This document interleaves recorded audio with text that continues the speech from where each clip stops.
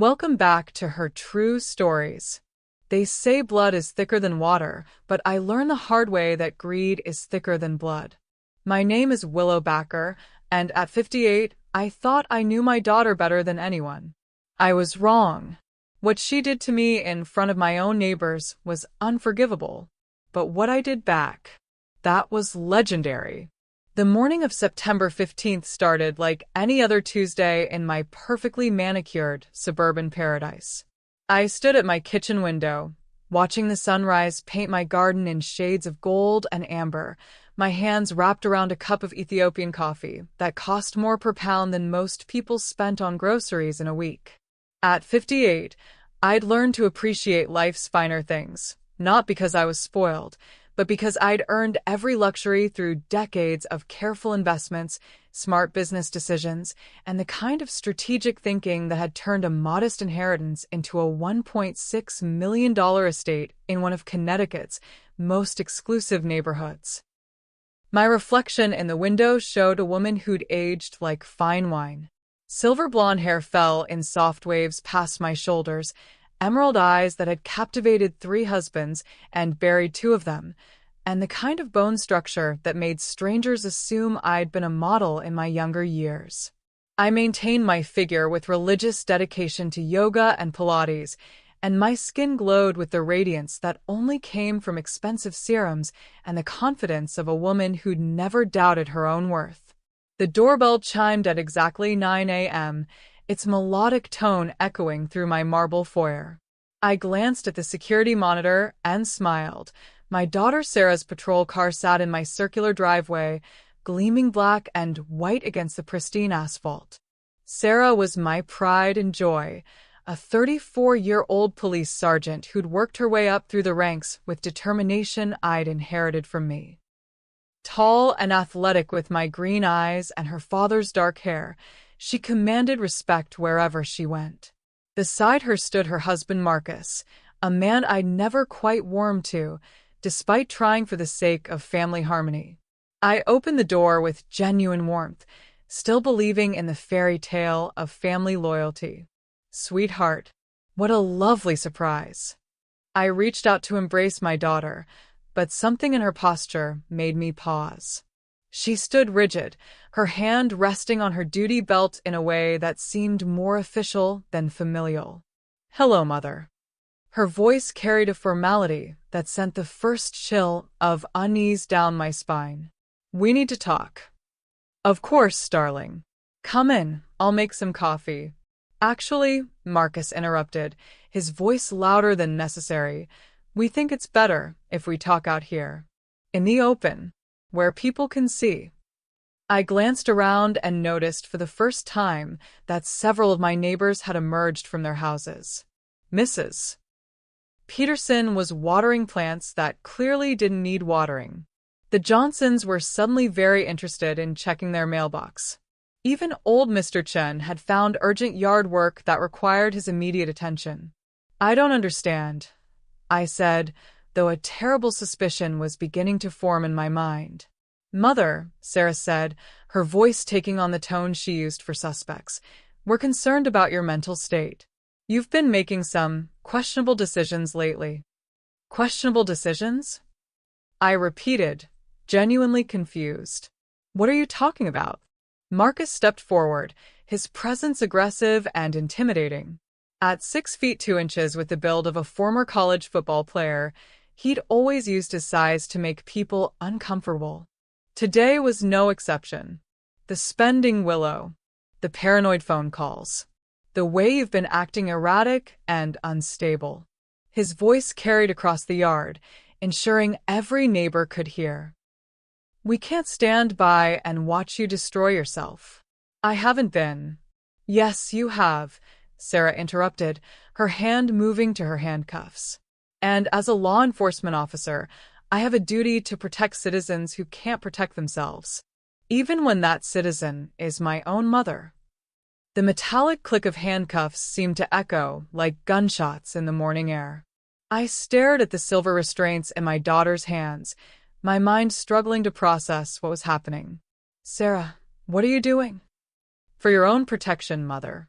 You're clearly not capable of making rational decisions about your finances or your safety. This is insane. Ma'am, Marcus said, his voice now carrying the authority of someone addressing a mental patient. Please turn around and place your hands behind your back. I will not. The words came out sharper than I'd intended, and I saw several neighbors lean closer, straining to hear every word.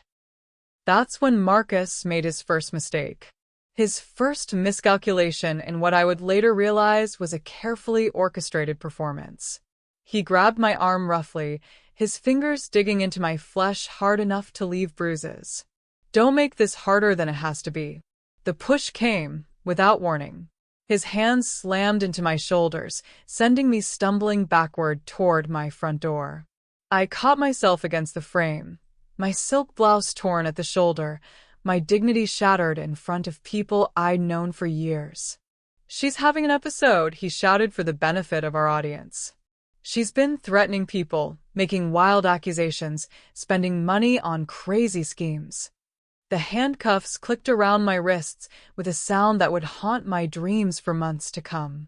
The metal was cold against my skin, a physical manifestation of the betrayal that was slowly sinking into my consciousness. This is for your own good, Sarah said, but she wouldn't meet my eyes. We've already spoken to a lawyer about having you declared incompetent. The paperwork is ready. Paperwork. Marcus produced a folder from his car, thick with legal documents that had clearly been prepared in advance. Asset protection forms. We'll manage your finances until you're better. I looked at the papers through the haze of shock and humiliation. Property transfer documents. Power of attorney forms. A petition for guardianship that painted me as a delusional woman who'd lost touch with reality.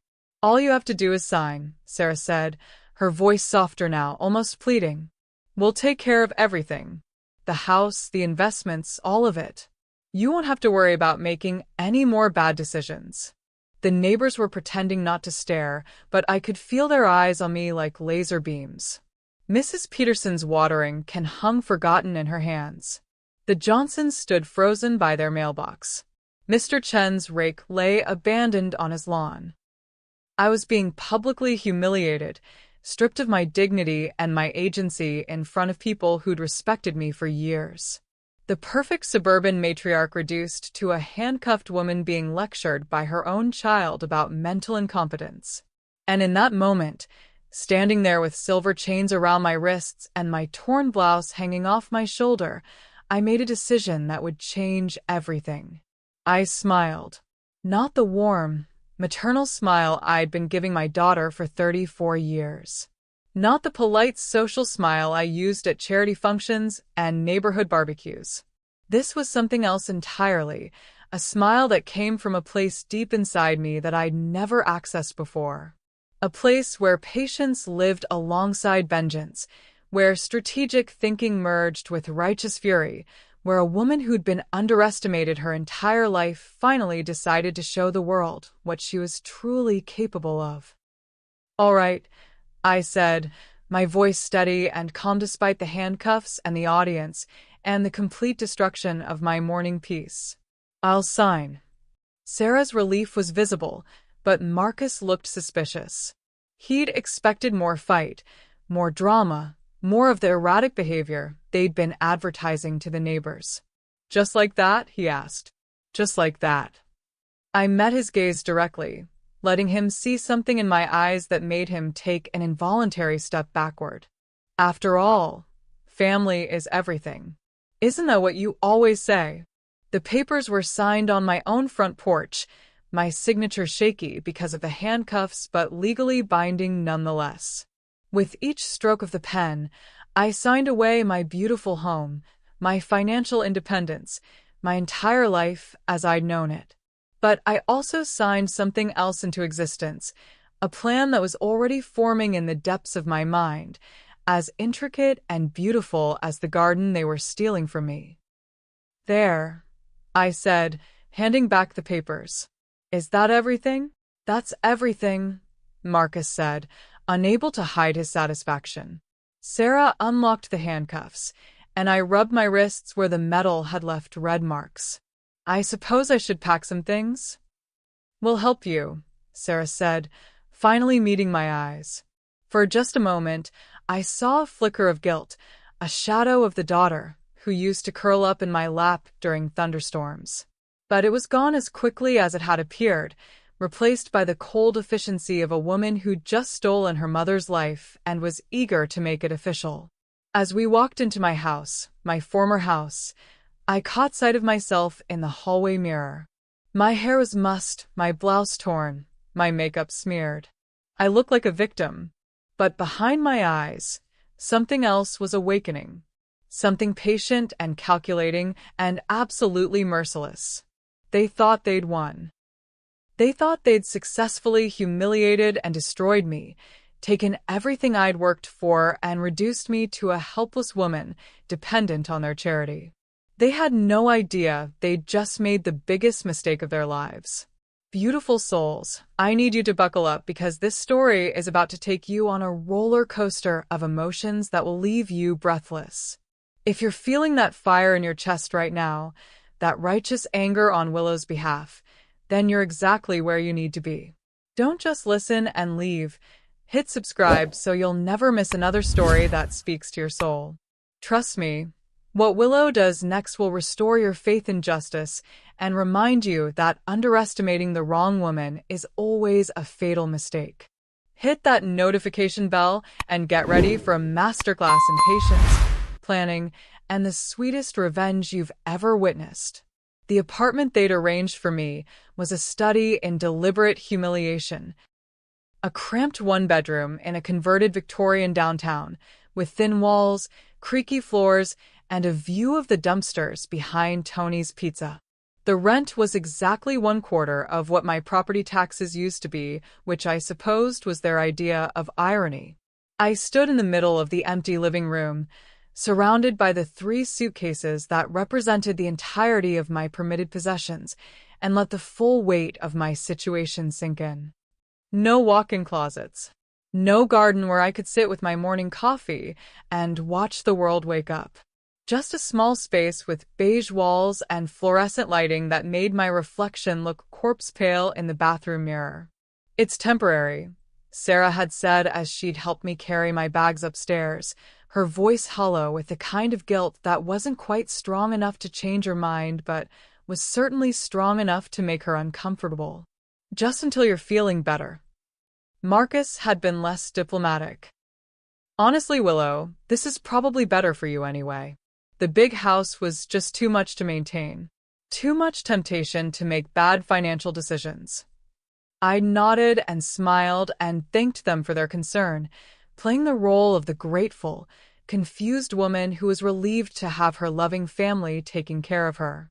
Inside, I was cataloging every word, every expression, every tell that revealed their true motivations. They wanted me grateful. They wanted me diminished.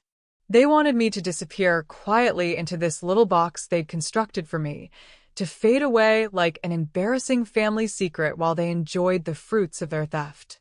Instead, I spent my first week in exile doing what I'd always done best: research. The public library became my second home, its Wi-Fi connection my window into the digital paper trail that would either damn my daughter and her husband or exonerate them completely.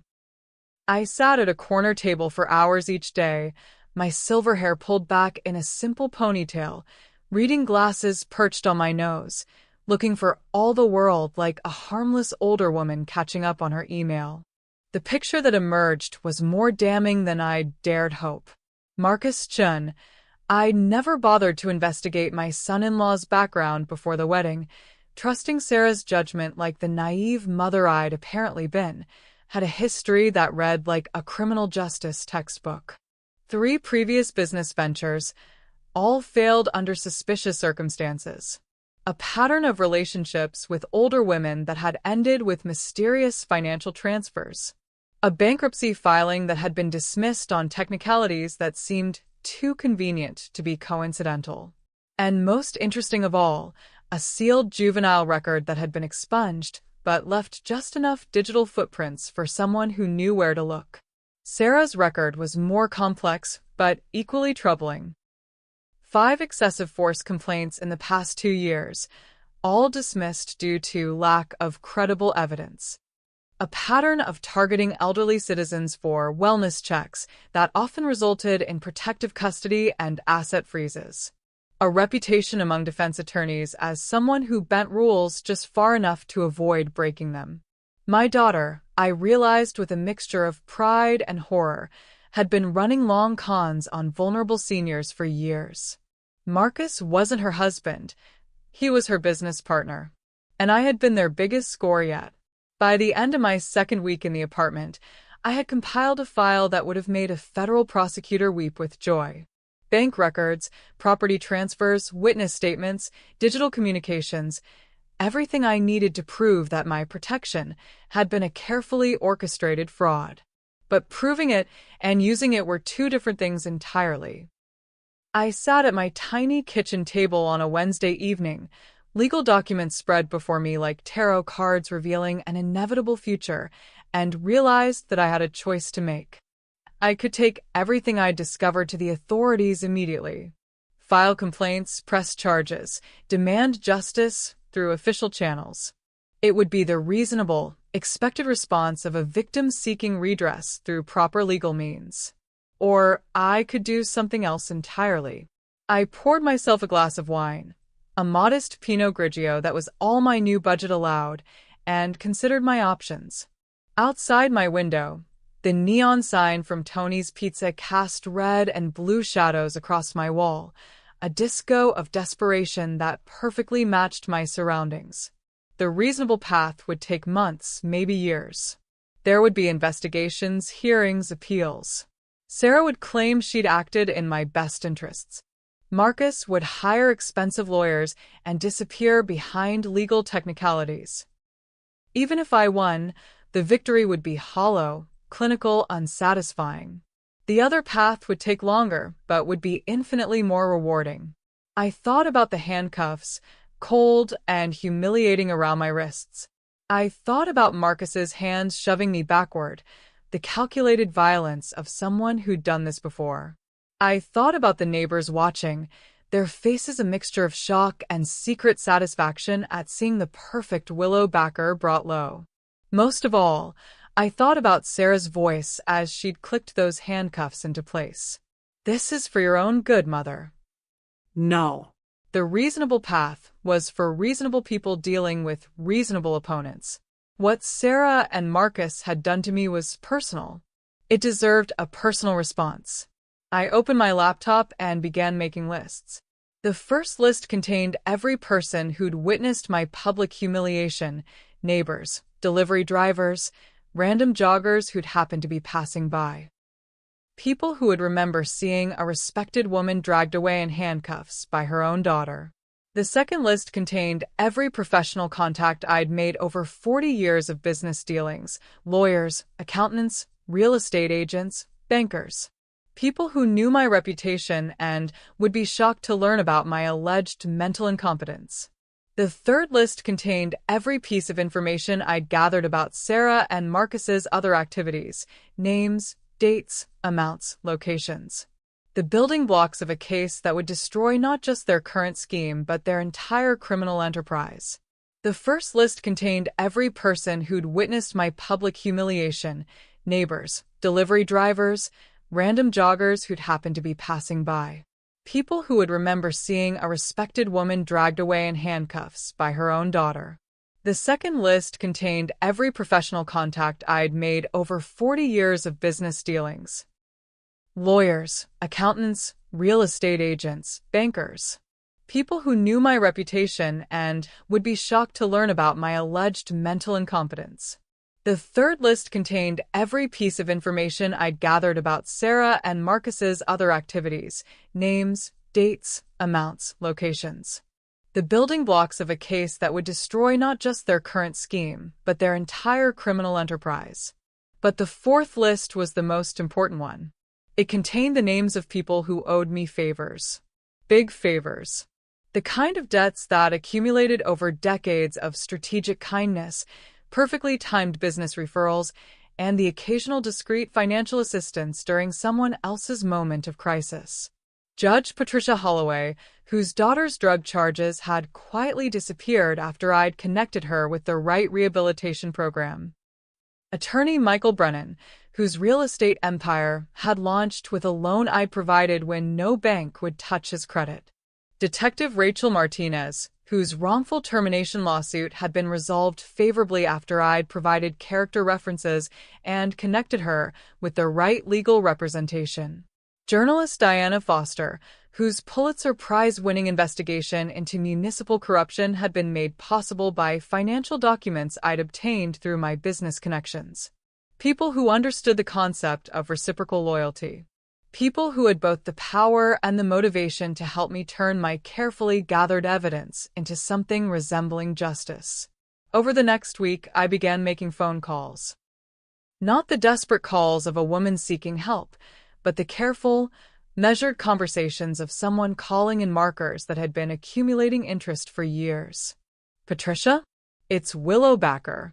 I hope you're well. I was wondering if you might have time for lunch next week. I have something I'd like to discuss with you. Something that might interest your sense of justice. Michael? Willow Backer. I know it's been too long. Listen, I've come across a rather interesting legal situation. A case that might appeal to your particular expertise in asset recovery. Rachel, darling, how are you? I was just thinking about our conversation last year regarding patterns of elder abuse within law enforcement. I may have stumbled across something that would fascinate you. Diana, it's Willow. Remember that story you mentioned about wanting to investigate corruption in suburban police departments? Well, I might have exactly what you're looking for. Each conversation was brief, casual, the kind of chat old friends might have over coffee. But beneath the pleasantries, I was weaving the threads of a web that would eventually entangle my daughter and her husband in ways they couldn't imagine. By the end of my third week in exile, the pieces were beginning to move. Judge Holloway had agreed to review my evidence off the record and had expressed shock at what appeared to be a clear case of elder abuse and financial exploitation. Attorney Brennan had taken on my case pro bono and was already filing preliminary motions that would make life very uncomfortable for Sarah and Marcus. Detective Martinez had opened an unofficial inquiry into patterns of suspicious wellness checks and protective custody cases involving elderly citizens. And journalist Diana Foster had begun researching a story about corruption in suburban police departments, with particular focus on a certain sergeant who seemed to have unusual success in protecting senior citizens from their own financial decisions. But the most important conversation had been with someone whose name wasn't on any of my lists, Dr. Emily Rhodes, a forensic psychiatrist whose expert testimony could destroy the entire foundation of Sarah and Marcus's case against me. Willow, she'd said after reviewing the documentation of my mental incompetence, I've seen healthier psychological profiles from people in active psychosis. Whoever evaluated you for this guardianship petition was either grossly incompetent or deliberately falsifying their findings. Which do you think it was? Given the financial incentives involved, I'd say deliberate falsification. And that, my dear, is a felony. I hung up the phone and poured myself another glass of wine, this one a slightly better vintage that I'd allowed myself to celebrate the progress. Outside my window, Tony's pizza sign flickered and hummed, casting its red and blue shadows across my legal documents. Sarah and Marcus thought they'd won. They thought they'd successfully isolated me, stripped me of resources and credibility, reduced me to a pathetic figure dependent on their charity. They had no idea that every day they delayed in checking on their supposedly incompetent victim was another day I spent building the case that would destroy them. Some battles were won with immediate, overwhelming force. Others were won with patience, preparation, and the absolute certainty that justice delayed was not justice denied, it was justice perfected. I raised my glass to the neon glow outside my window and smiled the same smile I'd given them on my front porch 3 weeks earlier. They'd taught me something valuable about the nature of family loyalty. Now I was going to teach them something about the consequences of underestimating the wrong woman. The law office of Brennan and Associates occupied the top 3 floors of a gleaming downtown high-rise, its marble lobby and crystal chandeliers announcing to anyone who entered that justice here came at premium prices. I sat in Michael Brennan's corner office, surrounded by floor-to-ceiling windows that offered a panoramic view of the city, and felt a familiar sense of satisfaction at being back in my natural environment. "Willow," Michael said, settling his considerable frame behind a desk that probably cost more than most people's cars. "I have to admit, when you called me 3 weeks ago, I was expecting something far less elaborate." He gestured to the files spread across his conference table. 3 boxes worth of documents, photographs, bank records, and recorded phone calls that painted a picture of systematic fraud that went far beyond simple family theft. "You've built a RICO case against your own daughter." "I've built a case for justice," I corrected, though I couldn't deny the pride in my voice. What they did to me wasn't isolated. It was part of a pattern that's been going on for years. Michael picked up one of the files, a compilation of Sarah's wellness checks over the past 18 months. 12 elderly citizens, all living alone, all targeted after family members or neighbors had expressed concerns about their financial decisions. All of them had ultimately been placed under protective guardianship arrangements that had resulted in their assets being managed by court-appointed conservators. Conservators who, coincidentally, had all used the same psychiatric evaluator to assess mental competence. The same evaluator who had declared me incompetent based on a 15-minute phone conversation and a review of financial records that had been carefully edited to remove any evidence of sound decision-making. "Dr. Russell Camden," I said, noting where Michael's attention had focused. "Licensed psychiatrist, certified forensic evaluator, and apparently a man with a very flexible relationship with professional ethics." "His evaluations are textbook examples of confirmation bias," Michael agreed, flipping through the psychiatric reports. "Every single assessment reaches the same conclusion regardless of the patient's actual mental state. Because he's not actually evaluating mental competence. He's providing legal cover for theft." The pattern was breathtakingly simple once you understood it. Sarah would identify vulnerable targets, usually wealthy elderly citizens with minimal family connections or protective oversight. She'd arrange for concerned calls to be made about their behavior, often using Marcus's charm to befriend neighbors or service providers who could provide credible witness testimony. Then came the wellness checks, the emergency protective custody, the expedited competency hearings with predetermined outcomes. The victims would find themselves stripped of legal authority over their own lives, their assets transferred to conservators who charged exorbitant fees for the privilege of managing wealth that was systematically depleted through necessary expenses and administrative costs. By the time the victims realized what was happening, they were legally powerless to stop it. And if they tried to fight back, their protests were simply additional evidence of their mental instability. "How many people do you think they've done this to?" Michael asked. "Based on what I can prove, at least 30 over the past 5 years. Based on what I suspect." I shrugged. "Probably twice that number." Jesus, vi-lo. "We're talking about millions of dollars. We're talking about lives destroyed," I said, my voice harder than I'd intended. "People like Mrs. Eleanor Carrington, 83 years old, former mathematics professor, who supposedly became incompetent the week after she'd decided to change her will to leave her estate to her grandchildren instead of her estranged son. The son, who just happened to be dating a police officer named Sarah Chen? The very same. Mrs. Carrington died in state care 6 months later, alone and confused, while her estate was systematically liquidated to pay for her protection." Michael was quiet for a long moment, studying the photograph of Mrs. Carrington that I'd included in the file, a dignified woman with silver hair and intelligent eyes, taken just months before Sarah had destroyed her life. "You know," he said finally, Most people would have just filed a complaint with internal affairs and hoped for the best. Most people aren't me. No, they certainly aren't. He leaned back in his chair, a predatory smile crossing his features. So, what exactly do you want me to do with all this? I want you to file a civil lawsuit that will strip them of every asset they've accumulated through this scheme. I want criminal charges that will put them both in prison for the rest of their productive lives. And I want it done in a way that ensures every victim they've targeted knows they have legal recourse. That's a tall order. You owe me a tall favor. Michael's smile widened. Yes, I do. And I always pay my debts. He stood and walked to his window, hands clasped behind his back, looking out over the city, like a general surveying a battlefield. The civil case will be straightforward, he said. Elder abuse, financial exploitation, conspiracy to commit fraud.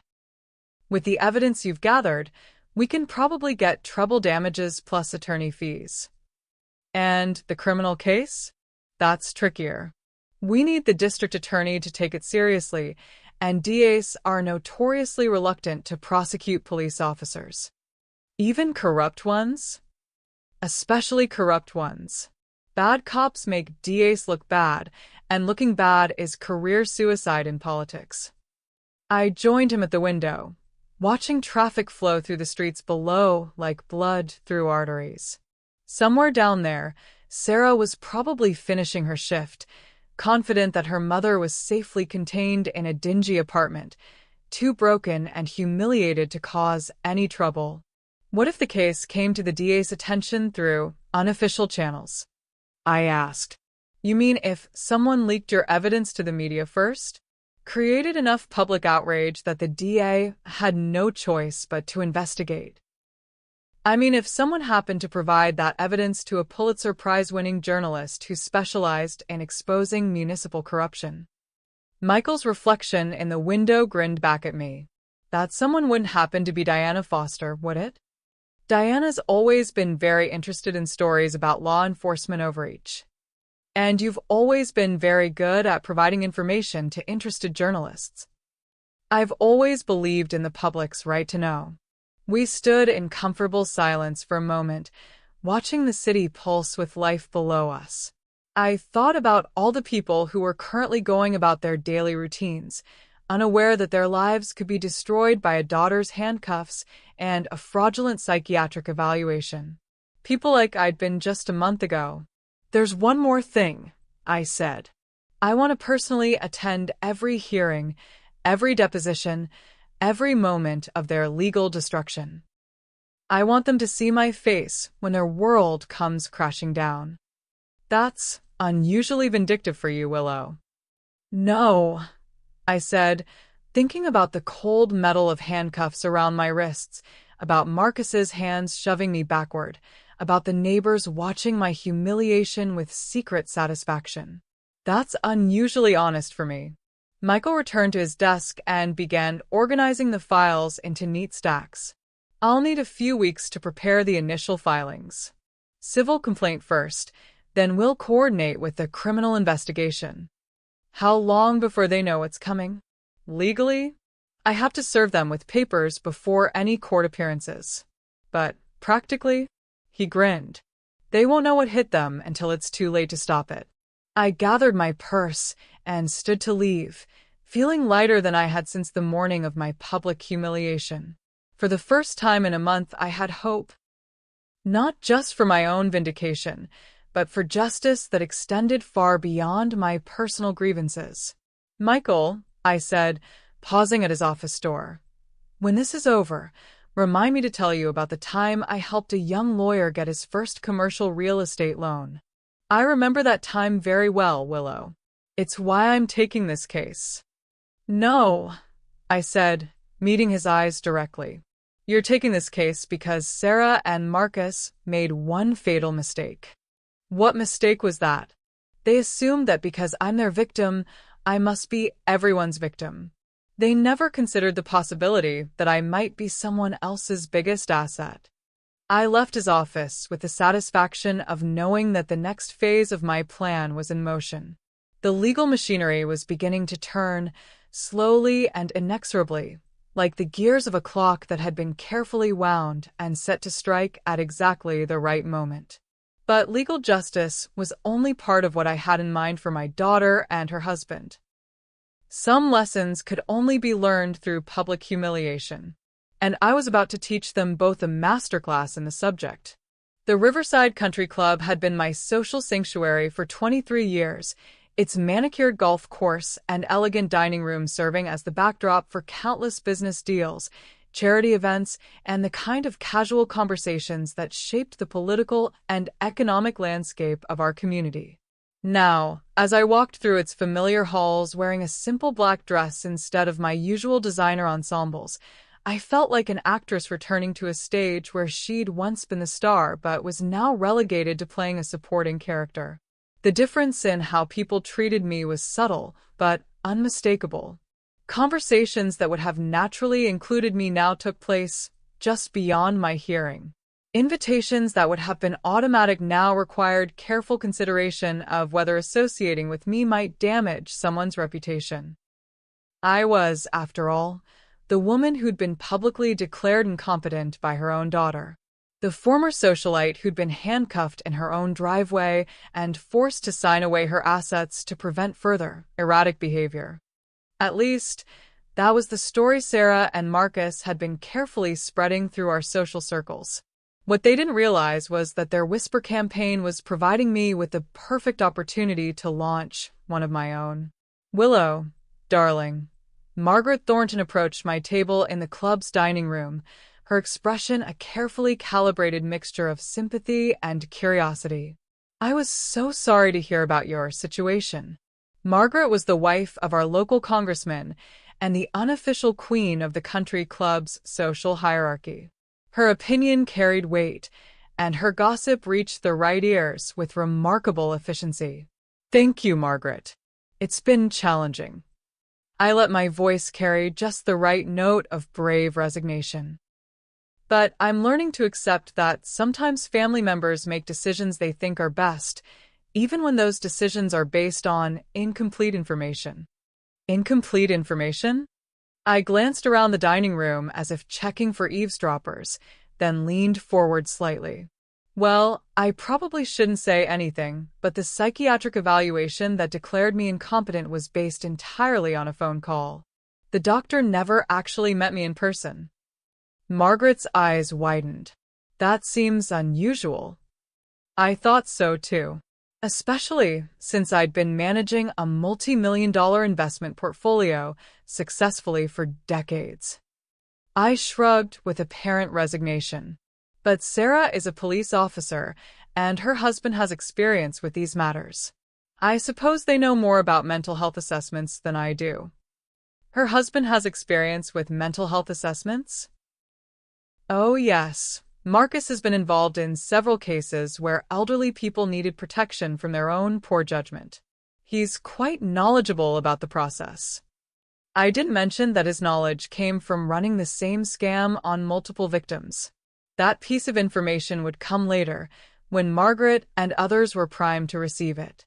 How awful for you, though, Margaret said, her journalist's instincts clearly pinging.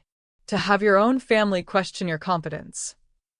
The hardest part, I said, dabbing at my eyes with my napkin, is knowing that there are other families going through the same thing. Other elderly people who are being protected whether they need it or not. Other families? Well, I shouldn't name names, but I've heard that several other people in town have had similar experiences recently. Wellness checks that turned into custody situations, competency evaluations that seemed rushed, assets that were transferred for protection purposes. Margaret was leaning forward now, her lunch forgotten. As the congressman's wife, she was always alert for potential scandals that might affect her husband's reputation or provide ammunition against his political opponents. That does sound concerning, she said carefully. I'm sure it's all perfectly legal, I said quickly. Sarah wouldn't be involved in anything improper. But it does make me wonder about the oversight mechanisms for these kinds of interventions. I left Margaret with just enough information to spark her curiosity, without seeming like I was actively trying to damage Sarah's reputation. Over the next hour, I had similar conversations with 3 other influential women, each time sharing slightly different pieces of the puzzle while maintaining my role as the confused, vulnerable victim who was trying to understand what had happened to her. By the end of lunch, I was confident that Margaret and her friends would be discussing the concerning pattern of elderly people being declared incompetent under questionable circumstances. And because they were concerned citizens rather than bitter victims, their observations would carry far more weight than any direct accusations I might make. The beauty of a well-executed whisper campaign was that it appeared to generate spontaneously from multiple sources, creating the impression of widespread concern rather than targeted character assassination. Over the next 2 weeks, I attended every social function I could manage on my reduced budget. Church coffee hours, library fundraisers, neighborhood association meetings, anywhere I could have casual conversations with people who knew my reputation and would be shocked to learn about my alleged mental decline. At each event, I played my role perfectly. The dignified woman who was trying to accept her family's decision while privately struggling to understand how a 15-minute phone call could override decades of demonstrated competence. At each event, I played my role perfectly. The dignified woman who was trying to accept her family's decision while privately struggling to understand how a 15-minute phone call could override decades of demonstrated competence. I never directly criticized Sarah or Marcus. I never suggested that their motives were anything other than genuine concern for my well-being. Instead, I simply shared my confusion about the process, my surprise at the speed of the proceedings, and my concern that other families might be facing similar situations without adequate oversight. The effect was exactly what I'd hoped for. Within a week, I began hearing reports of conversations taking place in circles I wasn't part of. Questions being raised about the competency evaluation process. Concerns being expressed about potential conflicts of interest when family members benefited financially from guardianship arrangements. Dr. Russell Camden's name began appearing in these conversations, not as an accused party, but as someone whose professional practices might warrant closer examination. Questions were being asked about his relationship with local law enforcement, his evaluation methods, and the unusual consistency of his findings in cases involving police wellness checks. But the most satisfying development came during my 3rd week of social reconnaissance. I was attending a charity auction for the Children's Hospital when I overheard a conversation between Judge Patricia Holloway and District Attorney Catherine Morrison. They were standing near the silent auction tables, speaking in the low tones that suggested serious professional discussion. "Pat, I keep hearing concerns about some of these expedited competency cases," Catherine was saying. "Multiple sources are suggesting there might be procedural irregularities." "I've been thinking the same thing," Patricia replied. "The Camden evaluations in particular seem formulaic. Almost like he's working from a template rather than conducting genuine assessments. And there's the timing issue. These cases are moving through the system at an unusual pace, especially considering the complexity of the legal and financial arrangements involved. Catherine, what would you say to the idea of a systematic review? Not targeting any specific cases, but looking at patterns and procedures to ensure we're adequately protecting everyone's rights." "I'd say it's exactly what we should be doing. In fact, I was planning to suggest something similar to you." I moved away from their conversation before either woman noticed my proximity, but I was smiling as I continued my tour of the auction items. The seed I'd planted through my social network was taking root in exactly the right soil. Judge Holloway and DA Morrison weren't responding to gossip or unsubstantiated accusations. They were responding to a pattern of concerns from multiple respected sources, all pointing toward the same conclusion. The system designed to protect vulnerable elderly citizens might be systematically failing in its mission. That evening, I called Diana Foster. "Diana, darling, how's your investigation into municipal corruption progressing?" "Slowly but steadily.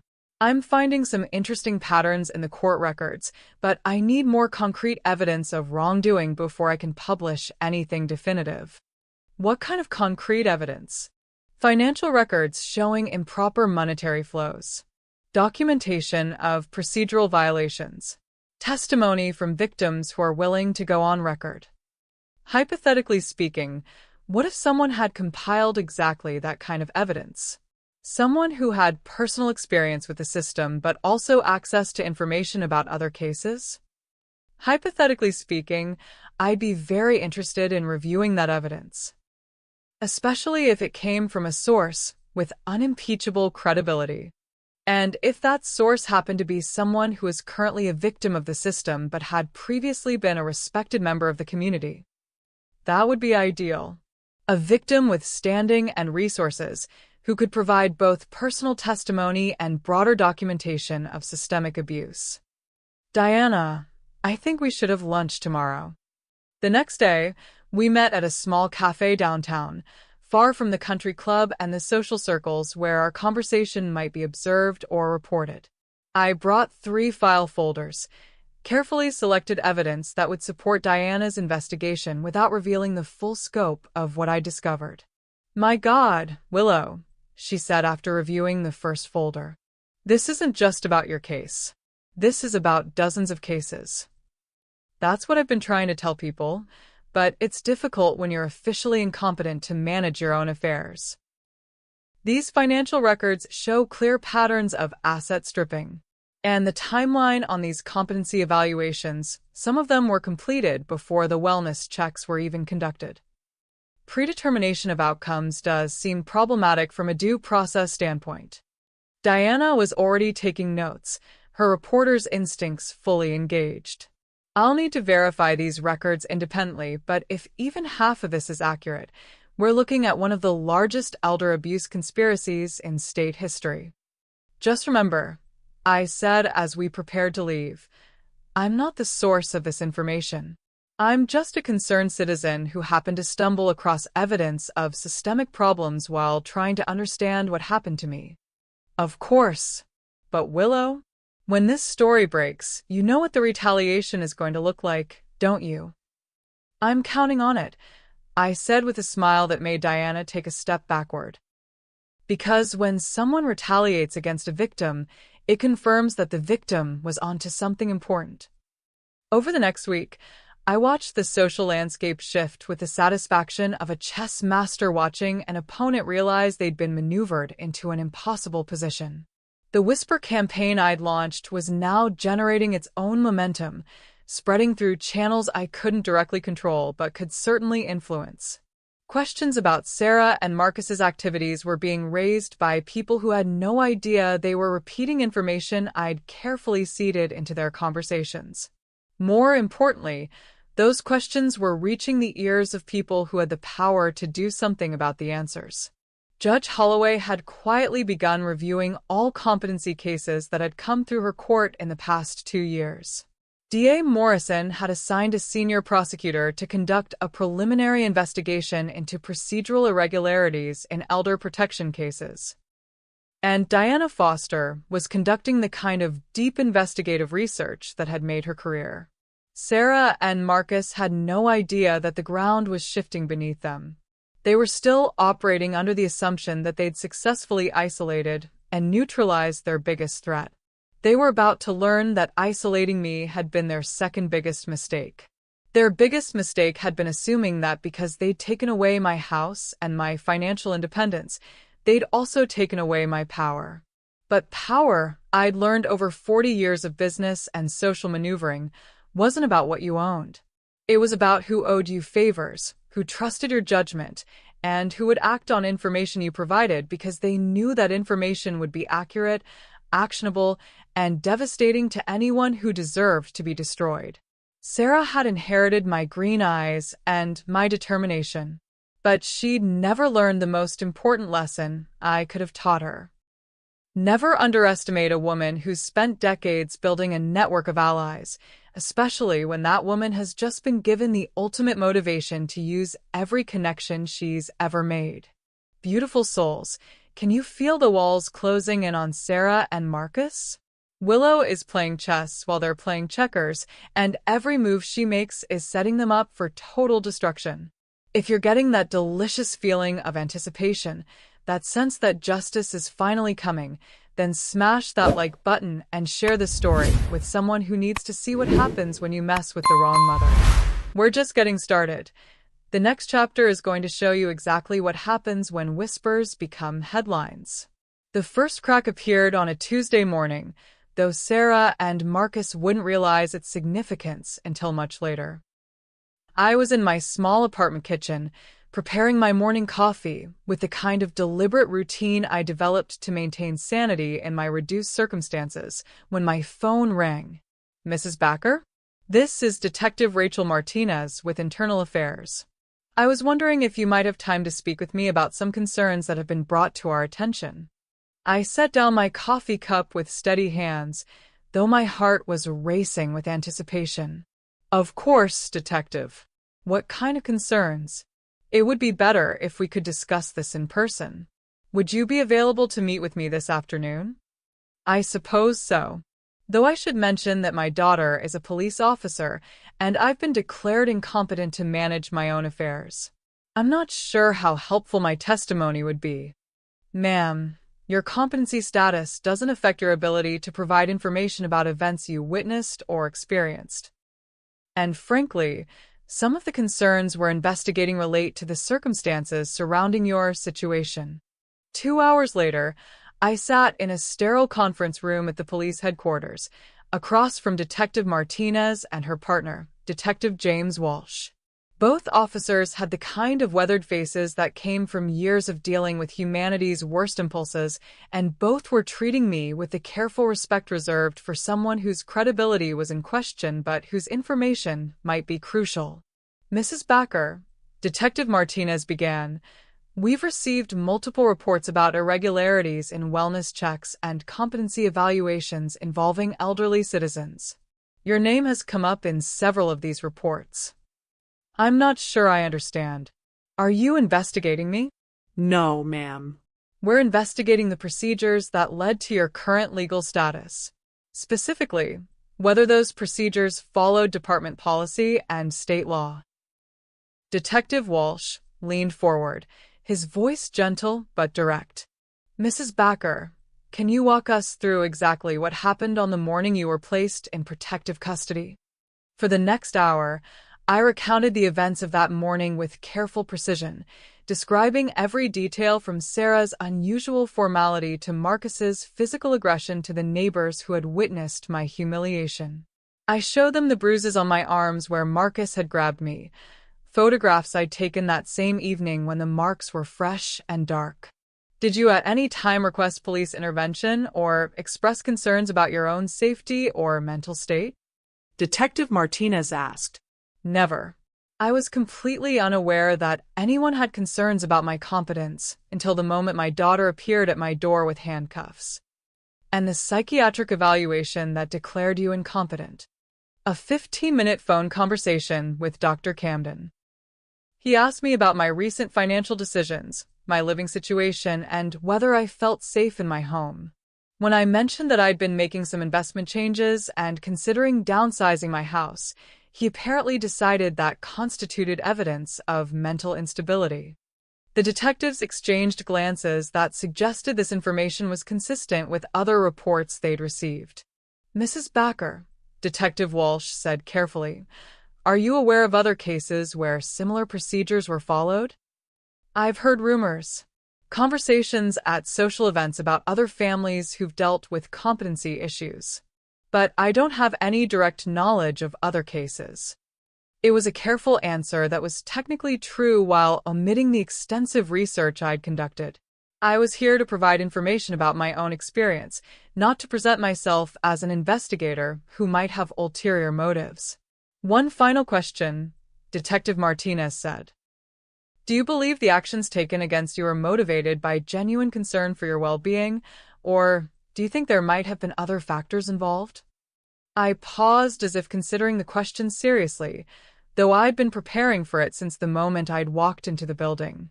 Detective, I want to believe that my daughter acted out of love and concern.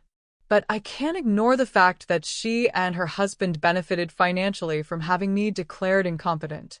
They now control assets worth nearly $2 million, and they've made it clear that they consider this arrangement permanent. Even if you could demonstrate mental competence, they've told me that the legal process for reversing a competency determination is extremely difficult and expensive. Since I no longer have access to my own resources, I'm essentially trapped in this situation regardless of my actual mental state.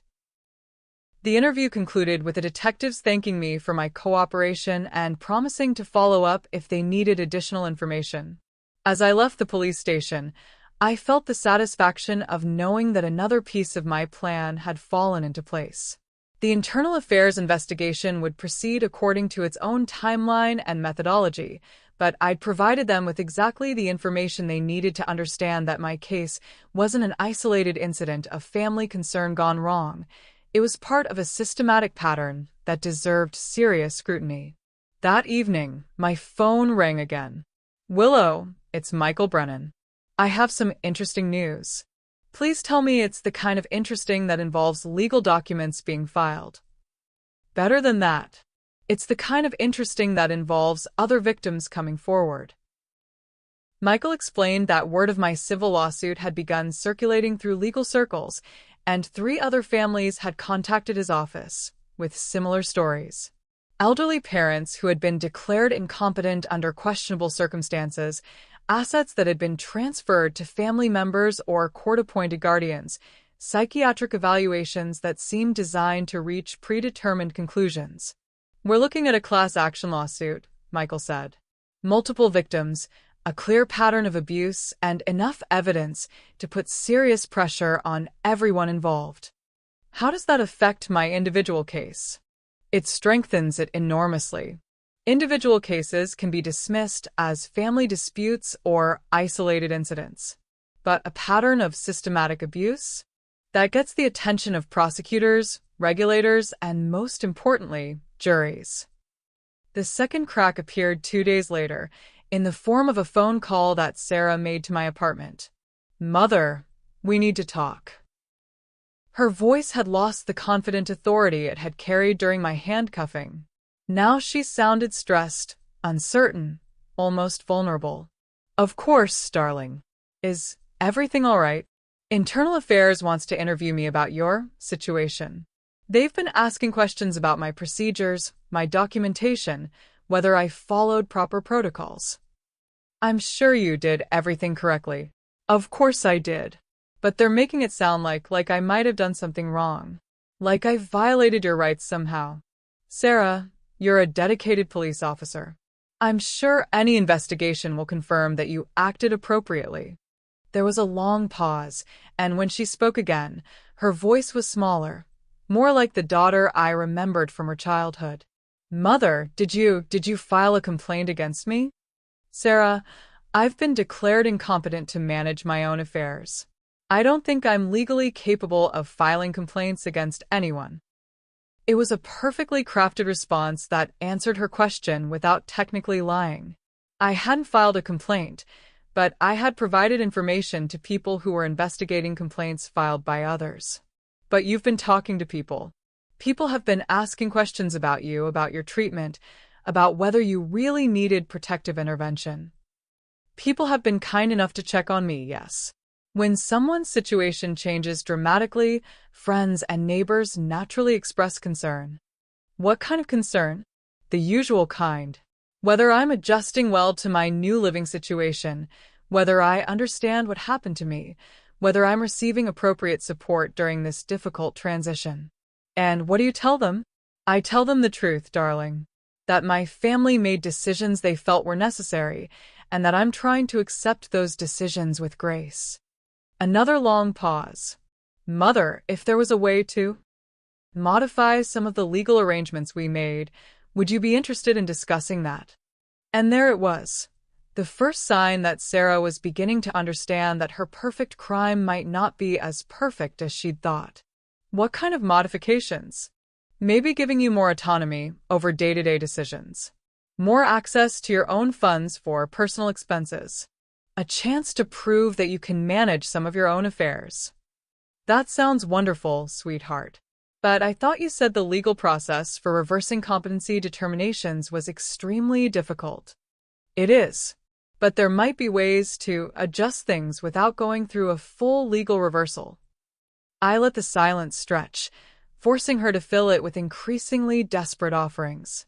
We could increase your monthly allowance, give you access to one of your old credit cards, maybe even let you move back into the house if you wanted to. All of that sounds lovely, Sarah. But I have to ask, why the sudden change of heart?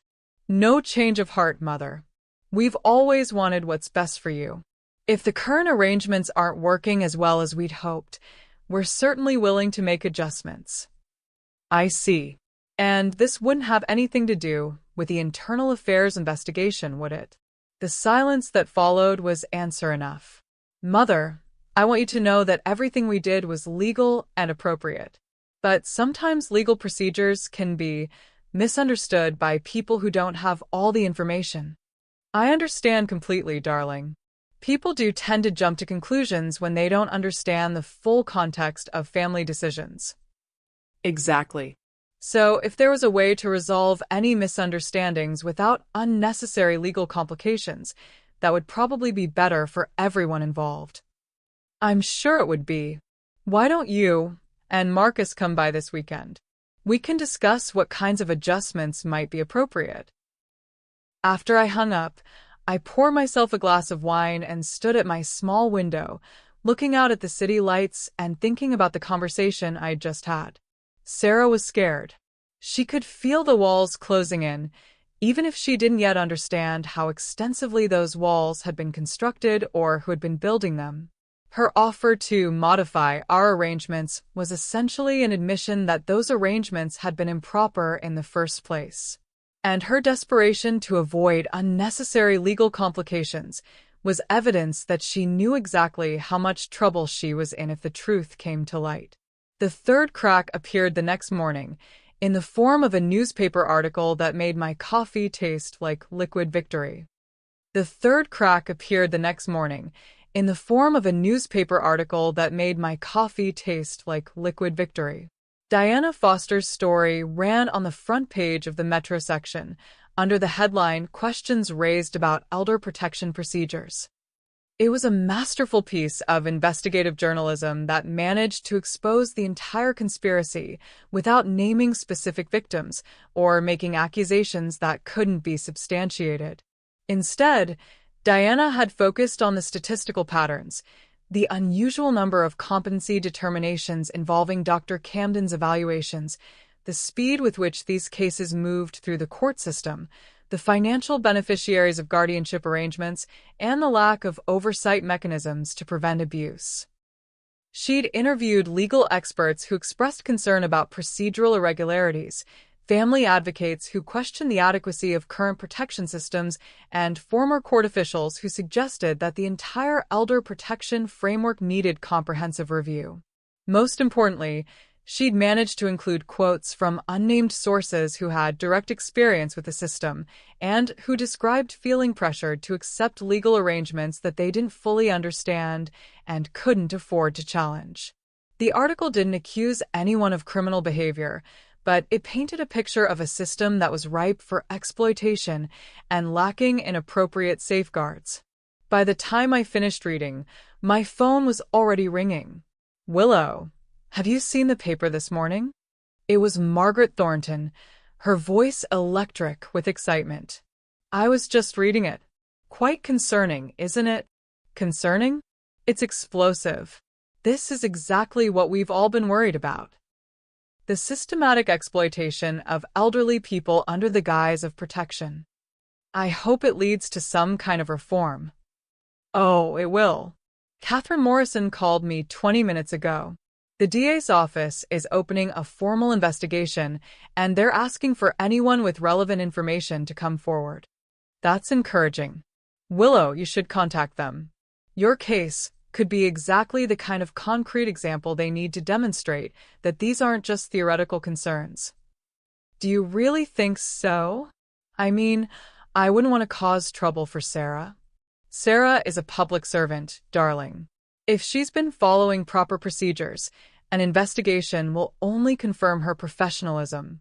And if she hasn't, Margaret's voice carried the kind of steely determination that had made her husband's political career possible. Well, then she needs to face the consequences of her choices. After Margaret hung up, I sat in my small kitchen, surrounded by the modest furnishings of my temporary exile, and smiled with the satisfaction of a woman whose careful planning was finally bearing fruit. Sarah and Marcus had built their criminal enterprise on the assumption that their victims would be isolated, powerless, and too ashamed to fight back. They'd never considered the possibility that one of their victims might have spent decades building exactly the kind of network that could turn their perfect crime into their perfect destruction. The cracks in their fortress were spreading, and soon the entire structure would come crashing down. But I wasn't finished yet. The best part of any good revenge was watching your enemies realize exactly how thoroughly they'd been outmaneuvered. And Sarah and Marcus were about to get a masterclass in that particular form of education. The call came at 7:23 a.m. on a Friday morning, jarring me from sleep with its urgent, relentless ringing. I reached for my phone with the groggy confusion of someone who'd been dreaming of better times, then came fully awake when I saw the caller ID. Sarah. Calling before 8 in the morning was unprecedented. She'd always been a night owl, barely functional before her second cup of coffee. Mother. Her voice was tight, controlled, but I could hear the underlying panic. We have a problem. Good morning to you too, darling. What kind of problem? The kind where I'm suspended from duty pending a full internal affairs investigation.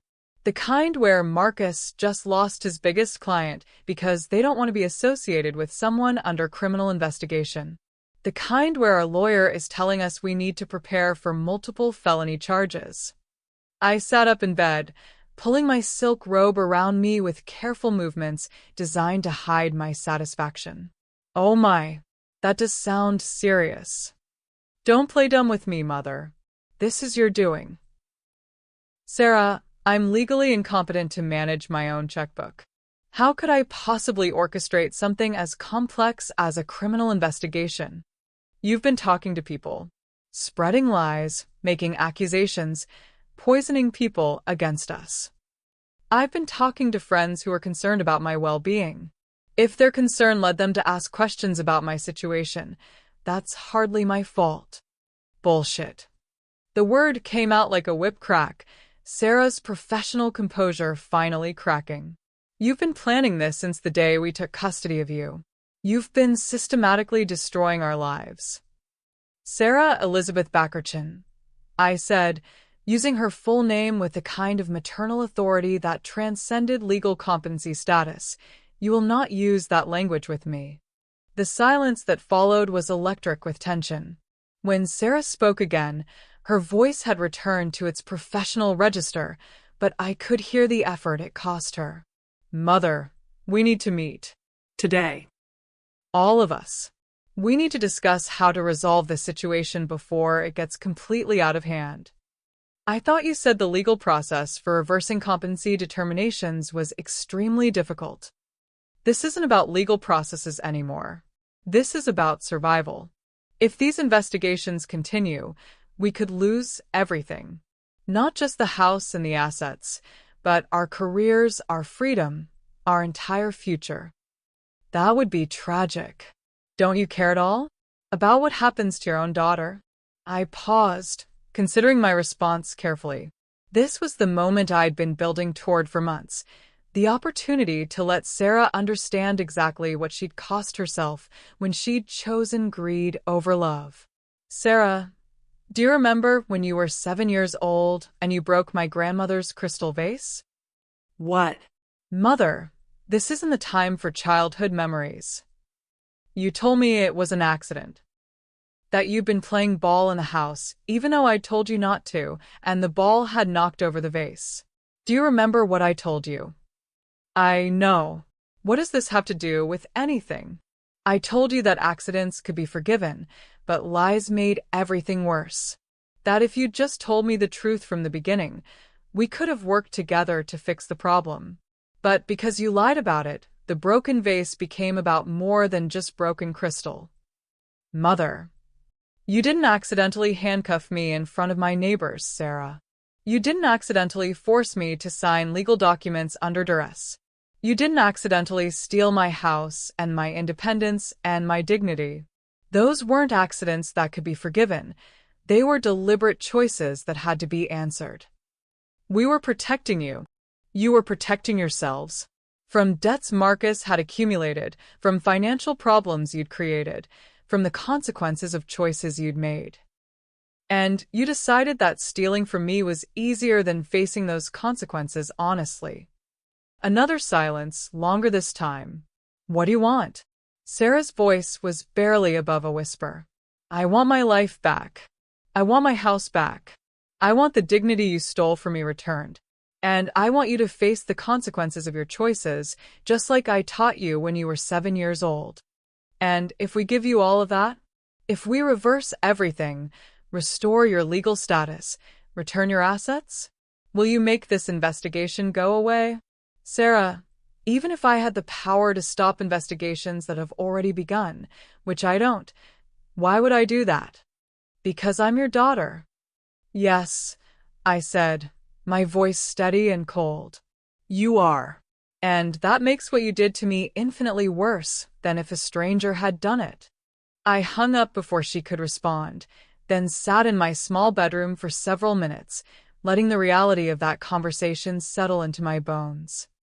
It was the first time Sarah had acknowledged that what they'd done was wrong. The first time she'd admitted that their actions had been motivated by self-interest rather than concern for my well-being. And it was the first time she'd begged me for something instead of demanding it. 2 hours later, my phone rang again. This time it was Michael Brennan. Willow, I have news. Good news, from your perspective. Please tell me it involves legal documents being served. Better than that. It involves plea negotiations being opened. Sarah's attorney called me this morning, asking about the possibility of resolving your civil case without going to trial. What kind of resolution are they proposing? Full restitution of all assets, reversal of the competency determination, and a substantial cash settlement for emotional damages. Plus a public apology acknowledging that the guardianship was inappropriate. And in exchange, they want you to agree not to pursue criminal charges. I laughed, actually laughed, at the audacity of the proposal. Michael, they seem to be under the impression that I have some control over the criminal investigation. That's what I told them. The DA's office is pursuing this case based on evidence of systematic fraud that extends far beyond your individual situation. Even if you refuse to cooperate, which you're not going to do, they have enough evidence from other victims to proceed. So their plea offer is essentially meaningless. Worse than meaningless. It's evidence that they know they're guilty and are desperately trying to limit the damage. What did you tell them? I told them we'd consider any reasonable offer, but that reasonable would need to include full accountability for their actions. Financial restitution is just the beginning. There needs to be professional consequences and legal consequences that reflect the severity of what they've done. That afternoon, I received an unexpected visitor. Marcus stood outside my apartment door, looking like a man who'd aged 5 years in 5 months.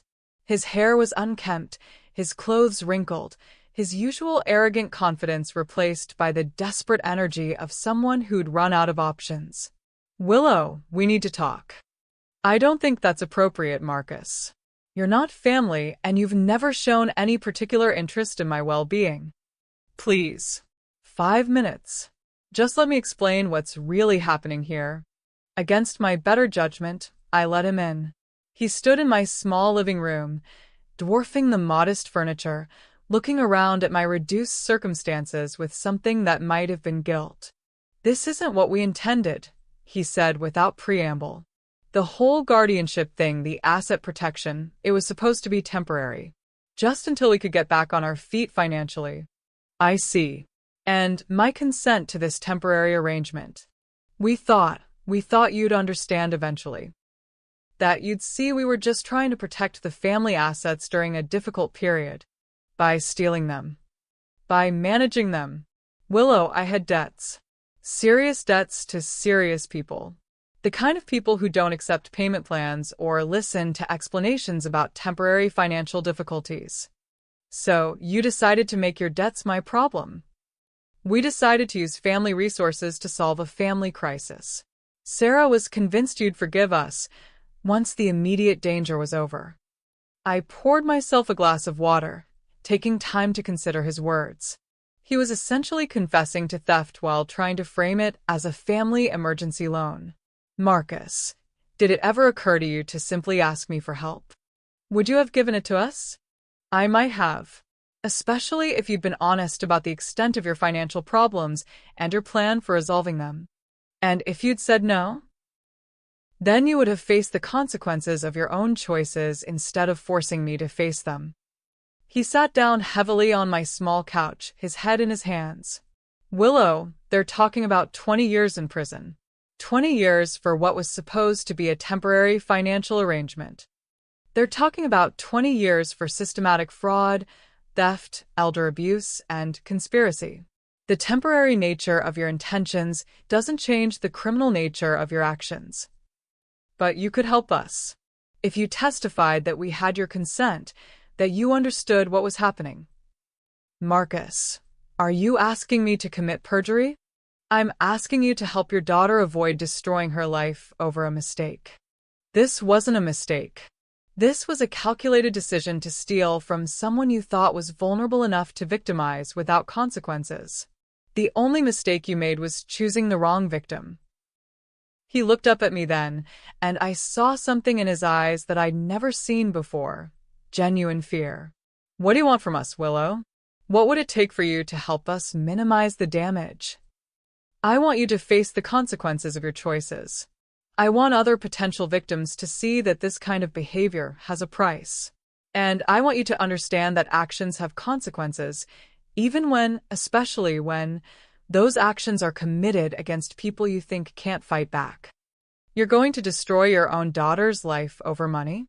Sarah destroyed her own life when she put handcuffs on her mother for the crime of owning assets she wanted to steal. I'm just making sure the rest of the world understands what kind of person would do that to their own family. Marcus left without another word, and I watched him walk away with the satisfaction of knowing that my enemies were finally beginning to understand the scope of what they were facing. That evening, I received one more call. Mrs. Backer? This is District Attorney Catherine Morrison. I was wondering if you'd be available to meet with me and my senior prosecutor tomorrow morning. We'd like to discuss your cooperation with our ongoing investigation. Of course, Ms. Morrison. I'm always happy to assist law enforcement in any way I can. Excellent. And Mrs. Backer? I want you to know that what happened to you is unacceptable, and we're going to make sure it never happens to anyone else. Thank you. That means more to me than you know. After I hung up, I opened a bottle of wine. A better vintage than my budget typically allowed, but this was a celebration worth the expense. The first blow had been struck, and my enemies were reeling. Sarah was suspended, Marcus was losing clients, and their attorney was making desperate plea offers that demonstrated just how weak their legal position really was. But this was only the beginning. The criminal investigation would take months to complete, and every day of that investigation would bring new revelations, new evidence, and new opportunities for their victims to come forward. I raised my glass to the window, toasting the city lights that twinkled below like stars in a constellation of justice. Tomorrow, I would meet with the district attorney and provide whatever assistance the prosecution needed to build their case. But tonight, I would savor the knowledge that my daughter and her husband were finally learning the lesson I should have taught them years ago. Some people fight back. And some people fight back with the kind of patience, planning, and precision that turns their enemies' victories into their ultimate destruction. Beautiful souls, did you feel that shift? That moment when Willow went from victim to victor? Sarah and Marcus are scrambling now, begging and pleading, trying to undo what they've done. But it's too late. The wheels of justice are turning, and there's no stopping them now. If you're getting that sweet taste of satisfaction, that feeling that karma is finally coming home to roost, then you need to subscribe right now because the next chapter is going to show you what happens when the full weight of the law comes crashing down on people who thought they were untouchable. The morning of my meeting with District Attorney Catherine Morrison, I dressed with the same care I'd once taken for board meetings and charity galas. A navy blue suit that spoke of authority, pearls that whispered of respectability, and makeup applied with the precision of someone who understood that first impressions could determine outcomes. I wanted to look like what I was, a competent, intelligent woman who had been systematically victimized by people who had underestimated her capacity for strategic thinking. The DA's office occupied an entire floor of the downtown courthouse, its institutional gray walls and fluorescent lighting designed to intimidate rather than comfort. Catherine Morrison's corner office was different. Warm wood furniture, law school diplomas, and photographs that suggested a woman who had fought her way to the top of a male-dominated profession. "Mrs. Backer," she said, rising from behind her desk to shake my hand. "Thank you for coming in. I know this situation has been difficult for you. Thank you for taking it seriously, Ms. Morrison. Too many people seem to think that elder abuse is just a family matter that shouldn't involve law enforcement."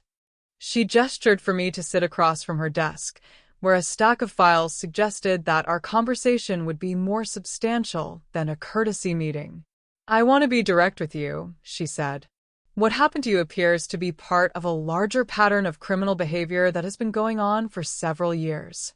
We're not just talking about one incident of poor judgment. We're talking about systematic fraud that has victimized at least 30 elderly citizens. 30 that you know of." Exactly. And that's why your cooperation is so important. You're the first victim who has had the resources and the knowledge to fight back effectively. Your case could be the key to unraveling the entire conspiracy. Over the next 2 hours, I provided detailed testimony about everything that had happened since that morning in September when Sarah had appeared at my door with handcuffs. I described the physical coercion, the fraudulent psychiatric evaluation, the forced signing of legal documents, and the systematic isolation that had followed. But more importantly, I provided context about the other cases I discovered during my research, patterns of behavior that connected my situation to a broader criminal enterprise. "Mrs. Backer," Catherine said as our formal interview concluded, "I need to ask you something that might be uncomfortable. Are you prepared for the media attention that's going to come with this case?" "What kind of media attention?" "The kind where your daughter's arrest will be front-page news. The kind where reporters will want to interview you about being victimized by your own family. The kind where your personal business becomes public consumption." I smiled with the confidence of someone who had been preparing for exactly this moment for months. "Ms. Morrison, I've spent the last 5 months having my personal business discussed in whispers at country clubs and church socials. I've been the subject of gossip about my mental competence, my financial decisions, and my family relationships. At this point, having those conversations happen in public, with actual facts instead of speculation, sounds like an improvement. Even if it means testifying against your own daughter?" Sarah stopped being my daughter the moment she put handcuffs on me for the crime of owning assets she wanted to steal. Now she's just another criminal who needs to face the consequences of her choices. Catherine nodded with the satisfaction of a prosecutor who had just secured a cooperative witness with unshakable resolve. "In that case, Mrs. Backer, let's talk about the press conference we're planning for tomorrow afternoon." The press conference was scheduled for 2 p.m. on the courthouse steps, with representatives from every major news outlet in the state expected to attend. Catherine had orchestrated it perfectly, late enough in the day to make the evening news, early enough to ensure maximum coverage in the next morning's papers. I spent that evening reviewing the statement Catherine's office had prepared, making small adjustments to ensure that my words would carry the maximum emotional impact while remaining legally appropriate. The next morning, Diana Foster called me. Willow, I wanted to give you a heads up. My follow-up story is running tomorrow, and it's going to name names. The investigation has advanced far enough that we can report specific allegations against specific people. How specific? Specific enough that Sarah Chen and Marcus Chen are going to wake up tomorrow morning to find their names and photographs on the front page, along with details about their criminal enterprise and their victims. All of their victims? Everyone we can identify. 37 people, Willow. 37 elderly citizens who were systematically defrauded by your daughter and her husband. The total amount stolen is over $8 million. I sat in silence for a moment, absorbing the scope of what Sarah and Marcus had accomplished. My $1.6 million house had been just one score in a criminal career that had destroyed dozens of families. Diana, when that story runs, they're going to know it's over. Yes, they are. And more importantly, every other potential victim in the state is going to know that this kind of behavior has consequences. At 2 p.m., I stood beside Catherine Morrison on the courthouse steps, facing a crowd of reporters and camera crews that stretched halfway across the plaza. The autumn sun was warm on my face, and for the first time in months, I felt like I was exactly where I belonged. Ladies and gentlemen, Catherine began, today we are announcing the indictment of Sarah Chen, a sergeant with the Metropolitan Police Department, and her husband Marcus Chen, on charges including elder abuse, financial exploitation, conspiracy to commit fraud, and violations of civil rights under color of law. The cameras clicked and whirred as she outlined the scope of the investigation, the number of victims identified, and the systematic nature of the criminal enterprise. These individuals used Sergeant Chen's position as a police officer to target vulnerable elderly citizens, subjecting them to fraudulent competency evaluations and forced guardianship arrangements that resulted in the theft of millions of dollars in assets. Then it was my turn. My name is Willow Backer, I said, stepping forward to the microphone.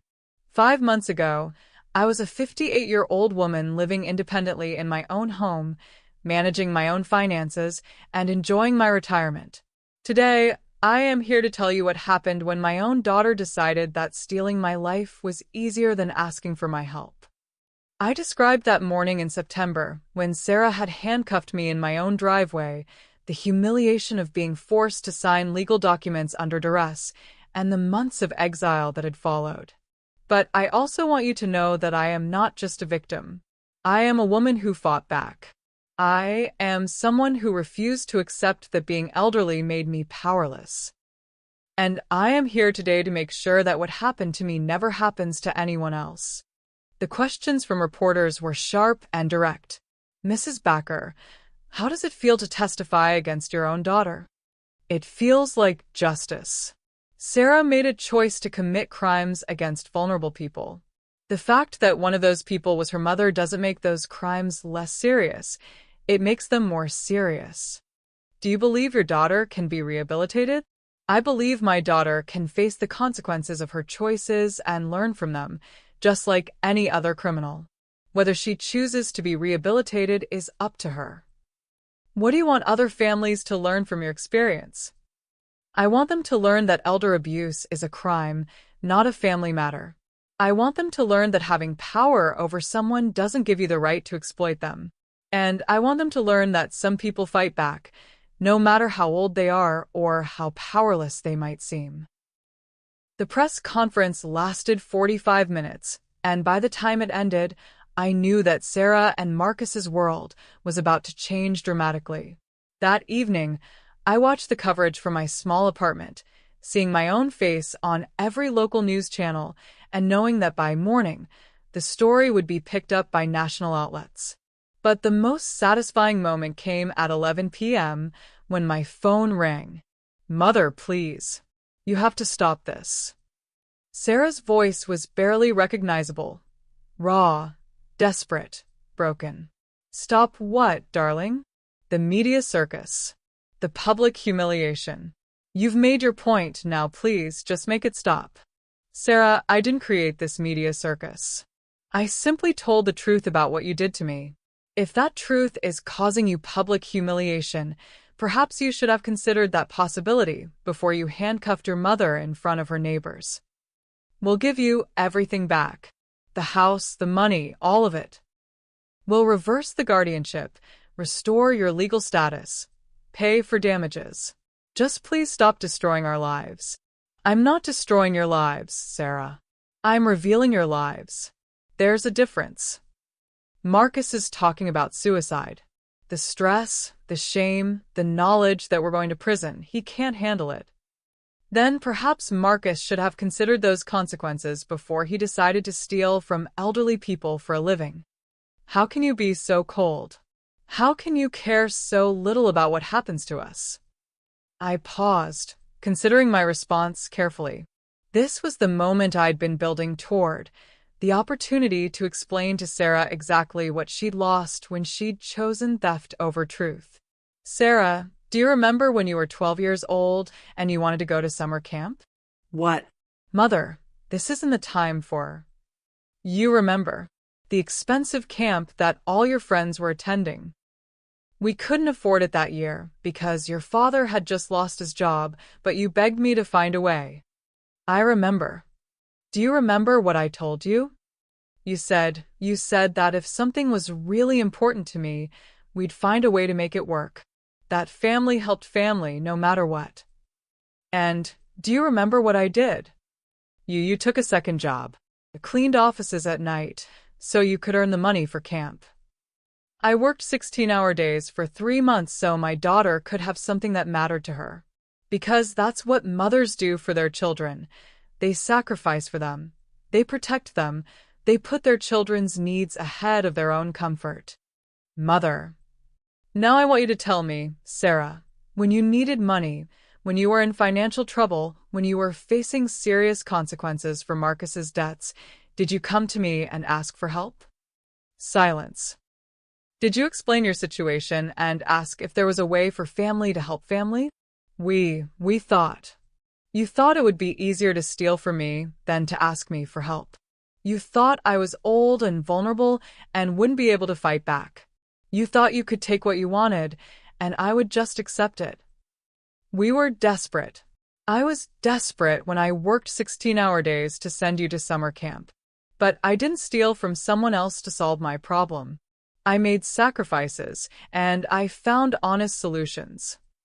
This is different. You're right. This is different. Because when I needed to help my child, I worked harder. When you needed money, you committed crimes. That's the difference between us, Sarah. That's why I'm standing on courthouse steps talking to reporters, and you're hiding in shame waiting for your arrest. I hung up before she could respond, then sat in my small apartment, surrounded by the modest furnishings of my temporary exile, and felt the deep satisfaction of a lesson finally taught. The next morning, Diana Foster's story filled the entire front page of the newspaper, with Sarah and Marcus's photographs prominently displayed above a headline that read, "Police Sergeant and Husband Charged in $8 million Elder Abuse Scheme." The article was devastating in its thoroughness, naming every victim who had agreed to be identified, detailing the methods used to target and exploit vulnerable seniors, and describing the systematic nature of the criminal enterprise. But the most damaging element was the sidebar story titled Daughter's Betrayal, which focused specifically on my case and included quotes from neighbors who described watching me being handcuffed in my own driveway. By noon, my phone was ringing constantly with interview requests from national news outlets. By evening, the story was trending on social media, with thousands of comments expressing outrage at Sarah and Marcus's actions and support for my decision to fight back. The public exposure was complete. Sarah and Marcus Chun were no longer anonymous criminals operating in the shadows. They were the public face of elder abuse, their names and photographs permanently associated with the systematic exploitation of vulnerable seniors. And tomorrow, they would be arrested.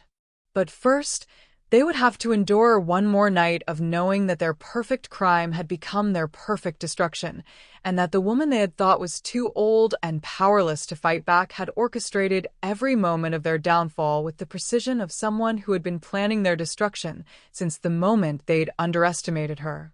Some lessons, I reflected as I watched the evening news coverage of my press conference, could only be learned through public humiliation.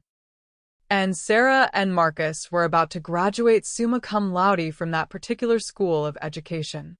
Oh my God, beautiful souls. Did you see that? Willow just served justice ice cold on national television. Sarah went from powerful police officer to desperate criminal begging her mother for mercy, and Willow showed exactly zero sympathy for the woman who put handcuffs on her own mother. If you're feeling that righteous satisfaction, that perfect moment when karma finally comes home to roost, then you better hit subscribe and share the story with everyone you know. The next chapter is going to show you what happens when the handcuffs are on the other wrist. The arrests came at dawn, precisely as Catherine Morrison had promised they would. I watched the coverage from my apartment, sipping coffee from my modest ceramic mug while news helicopters circled overhead and reporters described the dramatic early morning raids that had taken Sarah and Marcus into custody. The images were perfect in their irony. Sarah, still in her pajamas, being led away in handcuffs by her former colleagues. Marcus, disheveled and disoriented, stumbling as he was guided into the back of a police car. Both of them experiencing the same helpless humiliation they had inflicted on dozens of elderly victims. Sergeant Sarah Chen and her husband Marcus Chun were arrested this morning on multiple felony charges, the news anchor announced as footage rolled of my beautiful former home being cordoned off with crime scene tape. Authorities are conducting searches of their residence and business premises as part of an ongoing investigation into what prosecutors are calling one of the largest elder abuse conspiracies in state history. My phone rang before the news segment ended. Willow, it's Michael. Have you been watching? Every moment of it. Good, because we need to talk about the asset forfeiture proceedings. The government is moving to seize everything Sarah and Marcus acquired through their criminal enterprise, including your house. My house that they stole from me. Exactly. Which means we need to file an immediate motion to exclude your property from the forfeiture as belonging to a victim rather than a criminal. How long will that take? With the evidence we have, probably about 30 days. The government wants to return stolen assets to their rightful owners as quickly as possible. It makes their prosecution look more sympathetic to juries. 30 days. After 5 months of exile, I would have to wait just 30 more days to reclaim my home. But the financial devastation of Sarah and Marcus would begin immediately. Michael, what about their other assets? The investments, the cars, the luxury items they bought with stolen money. All of it will be seized. The government has already frozen their bank accounts and placed liens on their personal property. As of this morning, they have access to exactly nothing. What will they live on? Whatever their families can provide, assuming their families want to associate with accused felons. Otherwise, they'll be depending on public defenders and whatever charity they can find. The irony was exquisite. Sarah and Marcus had forced me into financial dependence, stripping away my resources and reducing me to living on the modest allowance they had decided I deserved. Now they would experience that same helplessness, that same humiliation of having to beg for basic necessities while their former wealth was cataloged and redistributed to their victims. Over the next week, I followed their financial destruction with the attention of someone watching a particularly satisfying chess match reach its inevitable conclusion. The government's asset seizure was swift and comprehensive. The BMW Marcus had been so proud of, repossessed and towed away, while news cameras captured every moment. The expensive jewelry Sarah had accumulated, removed from their house by federal marshals and tagged as evidence. The vacation home they had purchased with stolen funds, seized and scheduled for auction. But the most devastating blow came from an unexpected source: Marcus's former clients. Willow, Michael called me on Thursday morning, his voice electric with satisfaction. You're going to love this. Marcus's construction company just lost every major contract they had. Because of the criminal charges? Because of the morality clauses in their contracts. Apparently, when you're building luxury developments for wealthy clients, being arrested for stealing from elderly people is considered a significant breach of trust. How significant? $8 million in canceled contracts, plus penalty clauses for projects that will now have to be completed by other contractors. Marcus is looking at personal liability that will exceed anything they could possibly pay, even if they weren't already broke. The financial bloodletting was so thorough that I almost felt sorry for them. Almost. Then I remembered the morning Sarah had handcuffed me in my own driveway, and my sympathy evaporated like morning mist. The criminal case moved forward with the inexorable momentum of a system that had finally found defendants worth prosecuting. The grand jury returned indictments on 17 separate charges, including racketeering, elder abuse, fraud, conspiracy, and civil rights violations. But the civil lawsuits were even more devastating. Willow, Michael announced during one of our weekly meetings, we now have 43 plaintiffs in our class action suit. 43 victims with documented losses totaling over $12 million. $12 million. And that's just what we can prove. The actual amount is probably much higher, but some victims died before we could document their cases, and others are too ashamed to come forward. What kind of settlement are we looking at? Settlement? Willow, we're not settling. We're going to trial, and we're going to win every penny we can extract from these people. Plus punitive damages that will ensure they never financially recover from what they've done. Even if they don't have the money to pay, they'll get jobs. Minimum wage jobs, probably, since their professional reputations are destroyed. And for the rest of their lives, every paycheck they earn will be garnished to pay restitution to their victims. The prospect of Sarah and Marcus working minimum wage jobs while their paychecks were garnished to pay back the people they had robbed was almost too perfect to believe. 2 weeks after their arrest, I received an unexpected phone call. Mrs. Backer? This is Linda Chun, Marcus's mother. I was wondering if I could speak with you. I paused, considering whether I wanted to engage with Marcus's family. Ultimately, curiosity won. Of course, Mrs. Chun. What can I do for you? I wanted to apologize. For what my son did to you, for the pain he's caused your family, for the shame he's brought on all of us. That's very kind of you to say.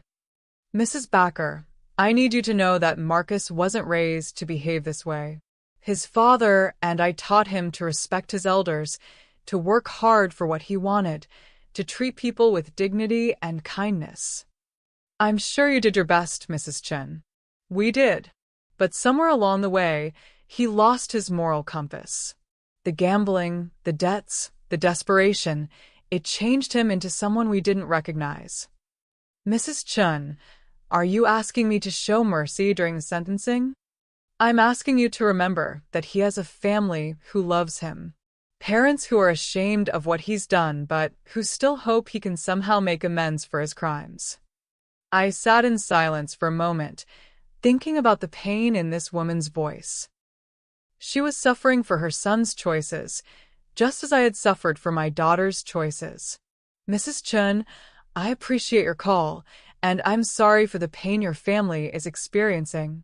But I want you to understand something. Marcus didn't just steal money from me.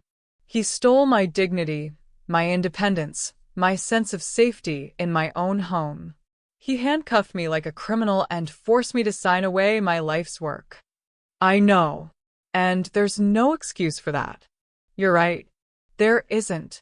And that's why he's going to face the full consequences of his choices. Not because I'm vindictive, but because what he did was unforgivable. I understand. Mrs. Chun, I hope your son learns from this experience. I hope he becomes the man you raised him to be. But that learning needs to happen in prison, surrounded by the consequences of his choices, not through the mercy of his victims. After I hung up, I sat in my small apartment and thought about the ripple effects of Sarah and Marcus's crimes. Their actions hadn't just destroyed their victims, they had devastated their own families, ruined their own futures, and created pain that would last for generations. But that was what happened when you built your life on other people's suffering. Eventually, the foundation crumbled, and everything you'd constructed came crashing down. My phone rang again. This time it was Sarah. "Mother, please. I'm begging you. We'll plead guilty to everything. We'll accept whatever prison sentence they offer. But please don't testify at the sentencing hearing." "Why not?" "Because every word you say will add years to our sentences. The judge will see you as the sympathetic victim, and she'll want to punish us as severely as possible." "Sarah, you're going to be punished severely. That's the point of a criminal justice system. But it doesn't have to be as severe as possible. You could ask for mercy, you could talk about redemption and second chances, you could help us get shorter sentences." "And why would I do that?" "Because I'm your daughter. Because you loved me once. Because somewhere inside you, there has to be some part that wants to see me have a chance at rebuilding my life." I considered her words carefully. There was a part of me, a small, quiet part, that mourned for the daughter I had raised, the little girl who had once curled up in my lap during thunderstorms and told me I was the best mother in the world. But that little girl had grown up to become a woman who put handcuffs on her mother for money. "Sarah, do you remember what you told me when you were handcuffing me?" "Mother, you said it was for my own good. You said you were protecting me from my own poor judgment. Do you remember that?" "Yes." "Well, testifying at your sentencing hearing will be for your own good. I'll be protecting you from the possibility that you might not fully understand the consequences of your choices. Consider it my final gift to you as your mother. The certainty that you will have plenty of time in prison to think about what you've done and who you want to be when you get out. That's not a gift, that's revenge." "No, Sarah." "Revenge would have been handcuffing you in front of your neighbors and forcing you to sign away your freedom. What I'm doing is called justice. There's a difference, though I understand why you might not recognize it." I hung up and returned to my coffee, watching the morning news coverage of their ongoing financial ruin with the satisfaction of someone who had learned that patience and planning were far more effective than anger and impulse. Tomorrow, Michael would file our motion to reclaim my house. Next week, the asset auctions would begin, liquidating everything Sarah and Marcus had accumulated through their crimes. And in 3 months, I would stand before a judge and explain exactly why my daughter and her husband deserved every year of the prison sentences they were about to receive. Some lessons could only be learned through complete and total destruction. And Sarah and Marcus were about to become honor students in that particular curriculum. Beautiful souls, the financial karma is hitting harder than a freight train. Sarah and Marcus went from millionaire criminals to minimum wage felons faster than you can say justice served. Can you believe Sarah had the audacity to ask her victim mother for mercy? If you're loving this complete and total destruction of two people who thought they were untouchable, then you need to subscribe right now and share this story, because we're heading into the final chapters where Willow reclaims her throne. The day of Sarah and Marcus's sentencing arrived with the kind of crystalline autumn clarity that made everything seem possible. I dressed in a charcoal gray suit. Professional, dignified, and expensive enough to remind everyone in the courtroom that I was a woman of substance who had been systematically victimized by people who should have protected me. The courthouse was packed with reporters, victim families, and the merely curious who had been following the case through months of sensational media coverage. Sarah and Marcus sat at the defendant's table with their court-appointed attorneys, both of them looking like shadows of their former selves. Sarah had lost weight during her months in jail awaiting trial, her once proud posture replaced by the hunched shoulders of someone who had learned what it felt like to be powerless. Marcus looked older, grayer, defeated in a way that suggested he had finally understood the full scope of what his choices had cost him. Judge Patricia Holloway presided with the kind of stern authority that came from decades of seeing humanity at its worst and still believing in the possibility of justice. Before we proceed to sentencing, Judge Holloway announced, the court will hear victim impact statements. I understand we have several people who wish to address the court today. I was the first to speak. I walked to the podium with measured steps, my statement carefully prepared, but my emotions entirely genuine. The courtroom fell silent as I arranged my papers and looked directly at Sarah and Marcus. Your Honor, my name is Willow Backer, and I am here to tell you about the morning my daughter destroyed my life. For the next 15 minutes, I described that September morning when Sarah had handcuffed me in my own driveway, the months of exile that had followed, and the systematic theft of everything I had worked 40 years to accumulate. But I also talked about something more fundamental, the betrayal of trust that occurred when someone who was supposed to love and protect you instead chose to exploit and victimize you. Your Honor, Sarah Chin didn't just steal my money. She stole my faith in family, my sense of security in my own home, and my belief that the people who claimed to love me would protect me from harm rather than cause it. I turned to look directly at Sarah, who was crying silently at the defendant's table. Sarah, you told me that what you were doing was for my own good. Today, I want you to understand that what I am doing is for your own good. Because the only way you will ever become the person you were raised to be is if you face the full consequences of the person you chose to become. I returned to my seat knowing that I had said everything that needed to be said. 5 other victims followed me to the podium, each telling their own story of betrayal and loss. Mrs. Eleanor Carrington's son spoke about watching his mother die alone and confused in state custody while her assets were liquidated. Mr.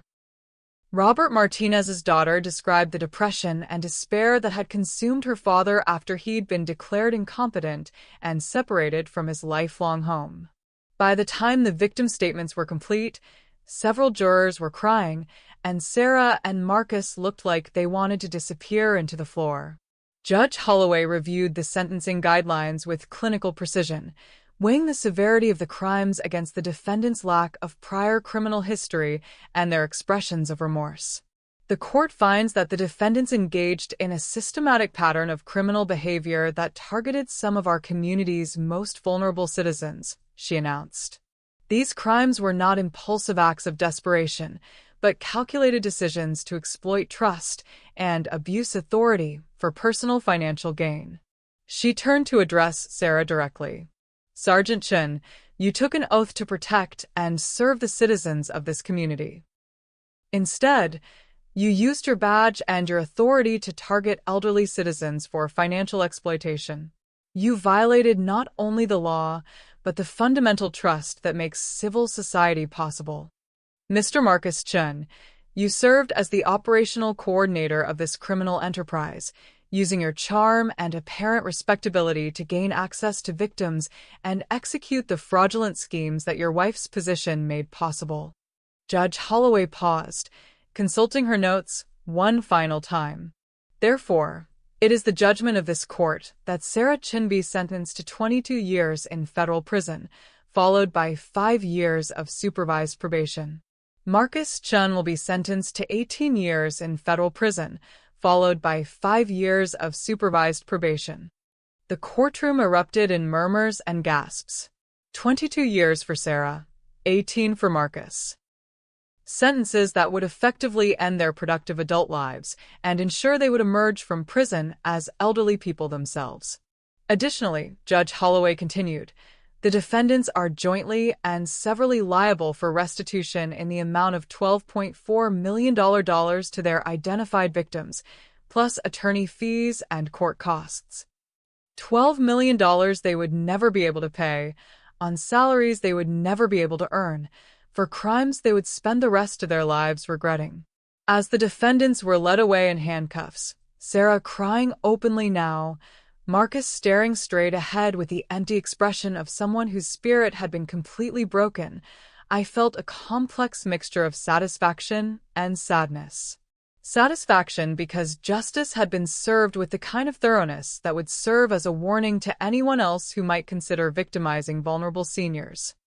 Sadness because the daughter I had raised, the little girl who had once trusted me to protect her from the world's cruelties, had become someone who needed to be protected from herself. After the sentencing, I stood on the courthouse steps with Catherine Morrison, answering questions from reporters who wanted to know how it felt to see my own daughter sentenced to decades in prison. "It feels like the end of a very long and difficult chapter," I said. "Sarah and Marcus made choices that hurt dozens of families. Today, they learned that choices have consequences, even when those choices are made by people you love. Do you feel any regret about your role in their prosecution?" "I feel regret that it was necessary. I feel regret that my daughter chose crime over honesty, theft over asking for help, exploitation over compassion. But I feel no regret about ensuring that their victims received justice." "What's next for you, Mrs. Backer?" "Next, I'm going home. To my real home, the one I should never have been forced to leave. And I'm going to spend the rest of my life making sure that what happened to me never happens to anyone else." That evening, I received a call from Michael Brennan. "Willow, I have news. The asset forfeiture proceedings are complete, and all the seized properties are being returned to their rightful owners. Including my house? Especially your house. You can move back in whenever you're ready." "What about the other victims?" "Everyone who can be identified is getting their stolen assets returned. The people who died before we could resolve their cases, their estates will receive the restitution. It's not perfect justice, but it's as close as the legal system can provide." I hung up and walked to my small window, looking out at the city lights that had become familiar during my months of exile. Tomorrow, I would leave this cramped apartment behind and return to the home that had been stolen from me. But I wouldn't be the same woman who had left that house in handcuffs 6 months ago. I had learned things about myself, about justice, and about the price of underestimating the wrong person. My phone rang one final time that evening. "Mother?" Sarah's voice was small, broken, calling from the jail where she would spend her last night before being transported to federal prison. "Yes, Sarah. I want you to know that I'm sorry. For all of it. For what I did to you, for what I did to all those people, for the person I became." "I know you are. Dear, do you think you'll ever be able to forgive me?" I considered the question carefully. Forgiveness was a complex thing, especially when it involved someone who had systematically betrayed every bond of trust and love. "Sarah, I forgive the little girl who made mistakes and learned from them. I forgive the teenager who sometimes chose poorly but accepted the consequences. I even forgive the young woman who struggled with difficult decisions and occasionally needed guidance. And the woman who handcuffed her mother? That woman will spend the next 22 years learning who she wants to be when she grows up. When she figures that out, we can discuss forgiveness. Will you visit me? Sarah, you took away my home, my independence, my dignity, and my sense of safety in the world. You'll serve your sentence, and you'll think about what you've done, and maybe someday you'll become someone worthy of a mother's love again. But that day is not today, and it won't be tomorrow." "I understand. I hope you do." "And Sarah?" "When you get out of prison, if you've learned what you needed to learn, we can talk about rebuilding our relationship. But it will be a new relationship, built on honesty and respect, not the old one built on assumptions about family loyalty that you've proven don't apply to you." I hung up and poured myself a glass of wine, a good vintage, the kind I'd be able to afford again now that my assets were being returned. Outside my window, the city lights twinkled like stars in a constellation of possibility. Tomorrow would bring the beginning of a new chapter, one where I reclaimed not just my house but my faith in the idea that justice was possible, even when it took patience and planning and the kind of strategic thinking that turned apparent defeat into ultimate victory. Some stories, I reflected as I raised my glass to the night sky, had endings that were more satisfying than any beginning could promise. This was one of those stories. And the most satisfying part was knowing that Sarah and Marcus would spend the next 2 decades thinking about how thoroughly they had been outmaneuvered by a woman they had thought was too old and powerless to fight back. Some lessons could only be learned through total defeat, and I had been an excellent teacher. Moving day arrived with the kind of golden October sunshine that made everything look like a promise fulfilled. I stood in the driveway of my reclaimed home, watching professional movers carry my modest belongings past the crime scene tape that had finally been removed, past the perfectly manicured gardens that had somehow survived 6 months of neglect, past the memories of handcuffs and humiliation that would forever mark this threshold. But I wasn't the same woman who had been forced to leave this house in defeat. The woman returning was harder, wiser, and infinitely more dangerous to anyone who might mistake her grace for weakness. Mrs. Backer? The moving supervisor approached with a clipboard and the kind of respectful deference that came from knowing he was working for someone who had become moderately famous for destroying her own daughter's criminal career. Where would you like us to put the new furniture? I smiled at the phrase new furniture. While my legal assets had been frozen during the investigation, Michael Brennan had arranged for me to receive advance payments from the civil lawsuit settlements. The money that Sarah and Marcus had stolen from other victims was being used to purchase the luxuries they had cost me. It was poetic justice at its finest. The master bedroom suite goes upstairs, the new living room furniture in the front parlor, and the dining room set where you'd expect it to go, I told him. And please be careful with the crystal. It's Waterford, and it's irreplaceable. Because if I was reclaiming my throne, I was going to do it with style. Over the next week, I transformed my recovered house into something that exceeded even its former glory. Professional designers, working with an unlimited budget provided by civil settlement money, created interiors that whispered wealth and power in every detail. The new security system included cameras, motion sensors, and direct connections to both the police department and a private security firm. Never again would anyone approach my front door with malicious intent without being observed and recorded. The new safe room, hidden behind a bookshelf in my study, contained copies of every document related to my legal victory, along with enough cash and supplies to survive any future attempts at harassment or intimidation. And the new office, equipped with multiple computers and communication systems, would serve as the headquarters for my new mission in life, ensuring that no other elderly person would ever experience what Sarah and Marcus had done to me. Willow, Michael called me on Friday afternoon. I have some final numbers on the settlement distributions. Please tell me they're substantial. 43 victims are receiving full restitution, totaling $12.4 million. Your personal settlement, including damages for emotional distress and loss of dignity, comes to $3.2 million. $3 million more than I'd had before Sarah and Marcus had stolen from me.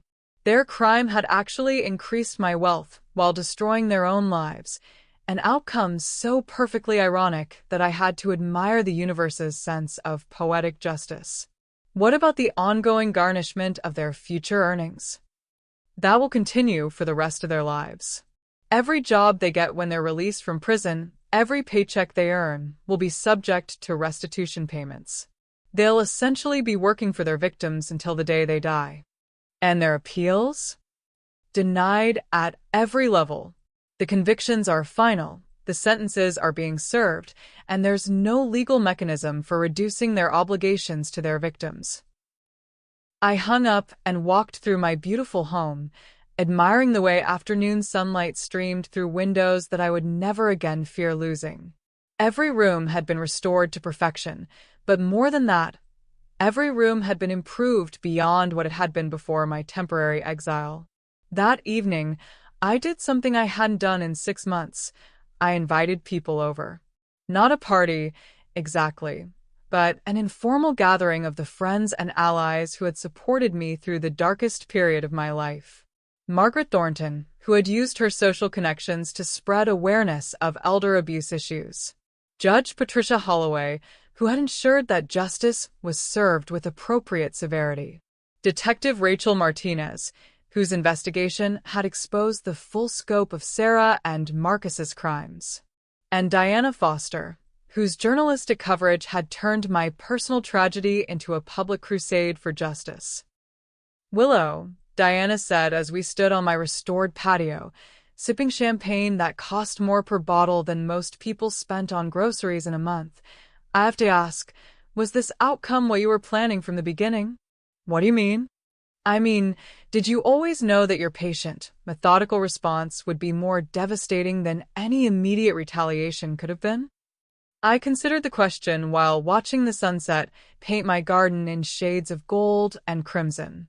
The roses were blooming again, their fragrance carrying on the evening breeze like a promise of renewal. "Diana, when Sarah handcuffed me in my own driveway, I had a choice. I could have screamed, fought, demanded immediate justice through whatever channels were available to me. Or I could have smiled, accepted what was happening, and used their assumption of victory against them. So you chose the long game. I chose to teach them a lesson they would never forget. That actions have consequences, that some people fight back, and that underestimating the wrong woman is always a fatal mistake.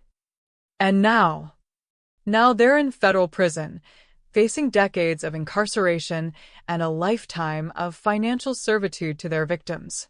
I'm in my beautiful home, financially secure beyond my previous dreams, and surrounded by friends who respect my intelligence rather than dismissing me as a helpless elderly woman. Do you ever feel guilty about the severity of their punishment? I paused, genuinely considering the question. Did I feel guilty about Sarah and Marcus's destruction? Did some part of me regret the thoroughness with which I had dismantled their lives? Diana, do you feel guilty when you expose corrupt politicians? When your investigations lead to prison sentences and ruined careers? No, because those people chose to commit crimes that hurt innocent victims. Exactly. Sarah and Marcus weren't unlucky victims of circumstances beyond their control. They were criminals who systematically exploited vulnerable people for years. The only thing I'm guilty of is ensuring that their victims received justice. Later that evening, after my guests had departed and I was alone in my reclaimed kingdom, I walked through each room slowly, appreciating the silence and the security of knowing that no one could ever again force me from my home. In my study, I opened a new file folder, one that would contain information about other potential cases of elder abuse, other vulnerable seniors who might need an advocate with experience in fighting back against those who would exploit them. Because my victory over Sarah and Marcus was complete, but my mission was just beginning. The phone system I'd had installed included a dedicated line for what I was calling the Backer Elder Justice Project, a private initiative to identify and combat systematic abuse of senior citizens throughout the state. I already had my first case, an 82-year-old retired teacher whose nephew had convinced her to sign over power of attorney and was systematically liquidating her assets for his own benefit. Some people, I'd learned, never stopped making the same mistakes. They saw elderly people as easy targets, vulnerable victims who could be exploited without consequences. They had no idea that some elderly people had connections, resources, and the kind of patient intelligence that could turn any attack into the attacker's ultimate destruction. My phone rang at exactly 9 p.m., a call I'd been expecting. "Mrs. Backer? This is Correctional Officer Williams at the Federal Correctional Institution. I'm calling because inmate Sarah Chun has requested to speak with you." "I see. And what did you tell her?" "That she would need to follow proper procedures for approved contact lists. But she was quite insistent that I call you personally. Officer Williams, please inform Ms. Chun that she was removed from my approved contact list the day she was sentenced. If she wishes to communicate with me, She can do so through her attorney or through written correspondence that I am free to ignore. Yes, ma'am. Should I expect any changes to that policy in the future? You should expect that policy to remain in effect for the duration of her incarceration. Sarah Chun is no longer my daughter.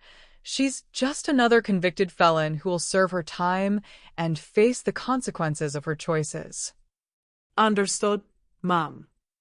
I hung up and poured myself a final glass of wine, then walked to my bedroom windows, which offered a view of the neighborhood where I'd lived for 20 years. The houses were lit with warm, welcoming light, their windows glowing like eyes watching over a community where families gathered for dinner, children played in safe yards, and elderly residents could live with dignity and security. It was exactly the kind of community that people like Sarah and Marcus threatened with their exploitation and abuse. And it was exactly the kind of community that needed people like me to ensure that predators faced appropriate consequences. I raised my glass to the window, toasting not just my own victory, but the promise I was making to every other potential victim in the state. To justice, I said aloud, my voice carrying clearly through the silence of my beautiful home. And to the certainty that some people always fight back. Outside, the neighborhood settled into peaceful evening routines, unaware that their most formidable protector was standing at her bedroom window, planning her next campaign in the war against those who would exploit the vulnerable. Sarah and Marcus had taught me that I was stronger than I'd ever imagined, more patient than I'd ever needed to be, and more dangerous than anyone had ever suspected. Now I was going to use those lessons to ensure that their story became a cautionary tale that echoed through every conversation about elder abuse, every discussion of family loyalty, and every assumption about what happened when criminals chose the wrong victim. Some women accepted defeat gracefully. Others turned defeat into the foundation for victories that their enemies could never have imagined.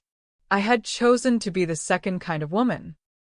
And tomorrow, I would begin teaching that lesson to the next person foolish enough to underestimate the power of a woman who had learned exactly what she was capable of when properly motivated. The queen had returned to her throne, and her reign would be legendary. Beautiful souls, I am sobbing. Willow didn't just get her life back, she got a better life. Can you believe this incredible journey from victim to victor? From handcuffs in her driveway to champagne in her mansion, from powerless elderly woman to the most feared advocate for justice in the state. If this story gave you every emotion possible and left you feeling like justice really can prevail, then you need to subscribe to her true stories right now. This woman showed us that age is just a number, that patience is more powerful than anger, and that strategic thinking can destroy any enemy stupid enough to underestimate you. Hit that subscribe button. Share this story with every woman who needs to remember her own power, and let us know in the comments, are you Team Willow all the way? Sarah and Marcus thought they were stealing from a helpless old lady. Instead, they handed the keys to their own destruction to the most dangerous woman they'd ever meet. Remember this story the next time someone tries to tell you that you're too old, too weak, or too powerless to fight back. Willow Backer proved that the most dangerous enemy is the one who smiles while you're destroying yourself. Until next time, beautiful souls, never let anyone dim your light, and always remember that the best revenge is living so well that your enemies can only dream of the life you've built on the ashes of their mistakes. This has been another incredible story from her true stories, and trust me, we have more jaw-dropping tales of triumph coming your way.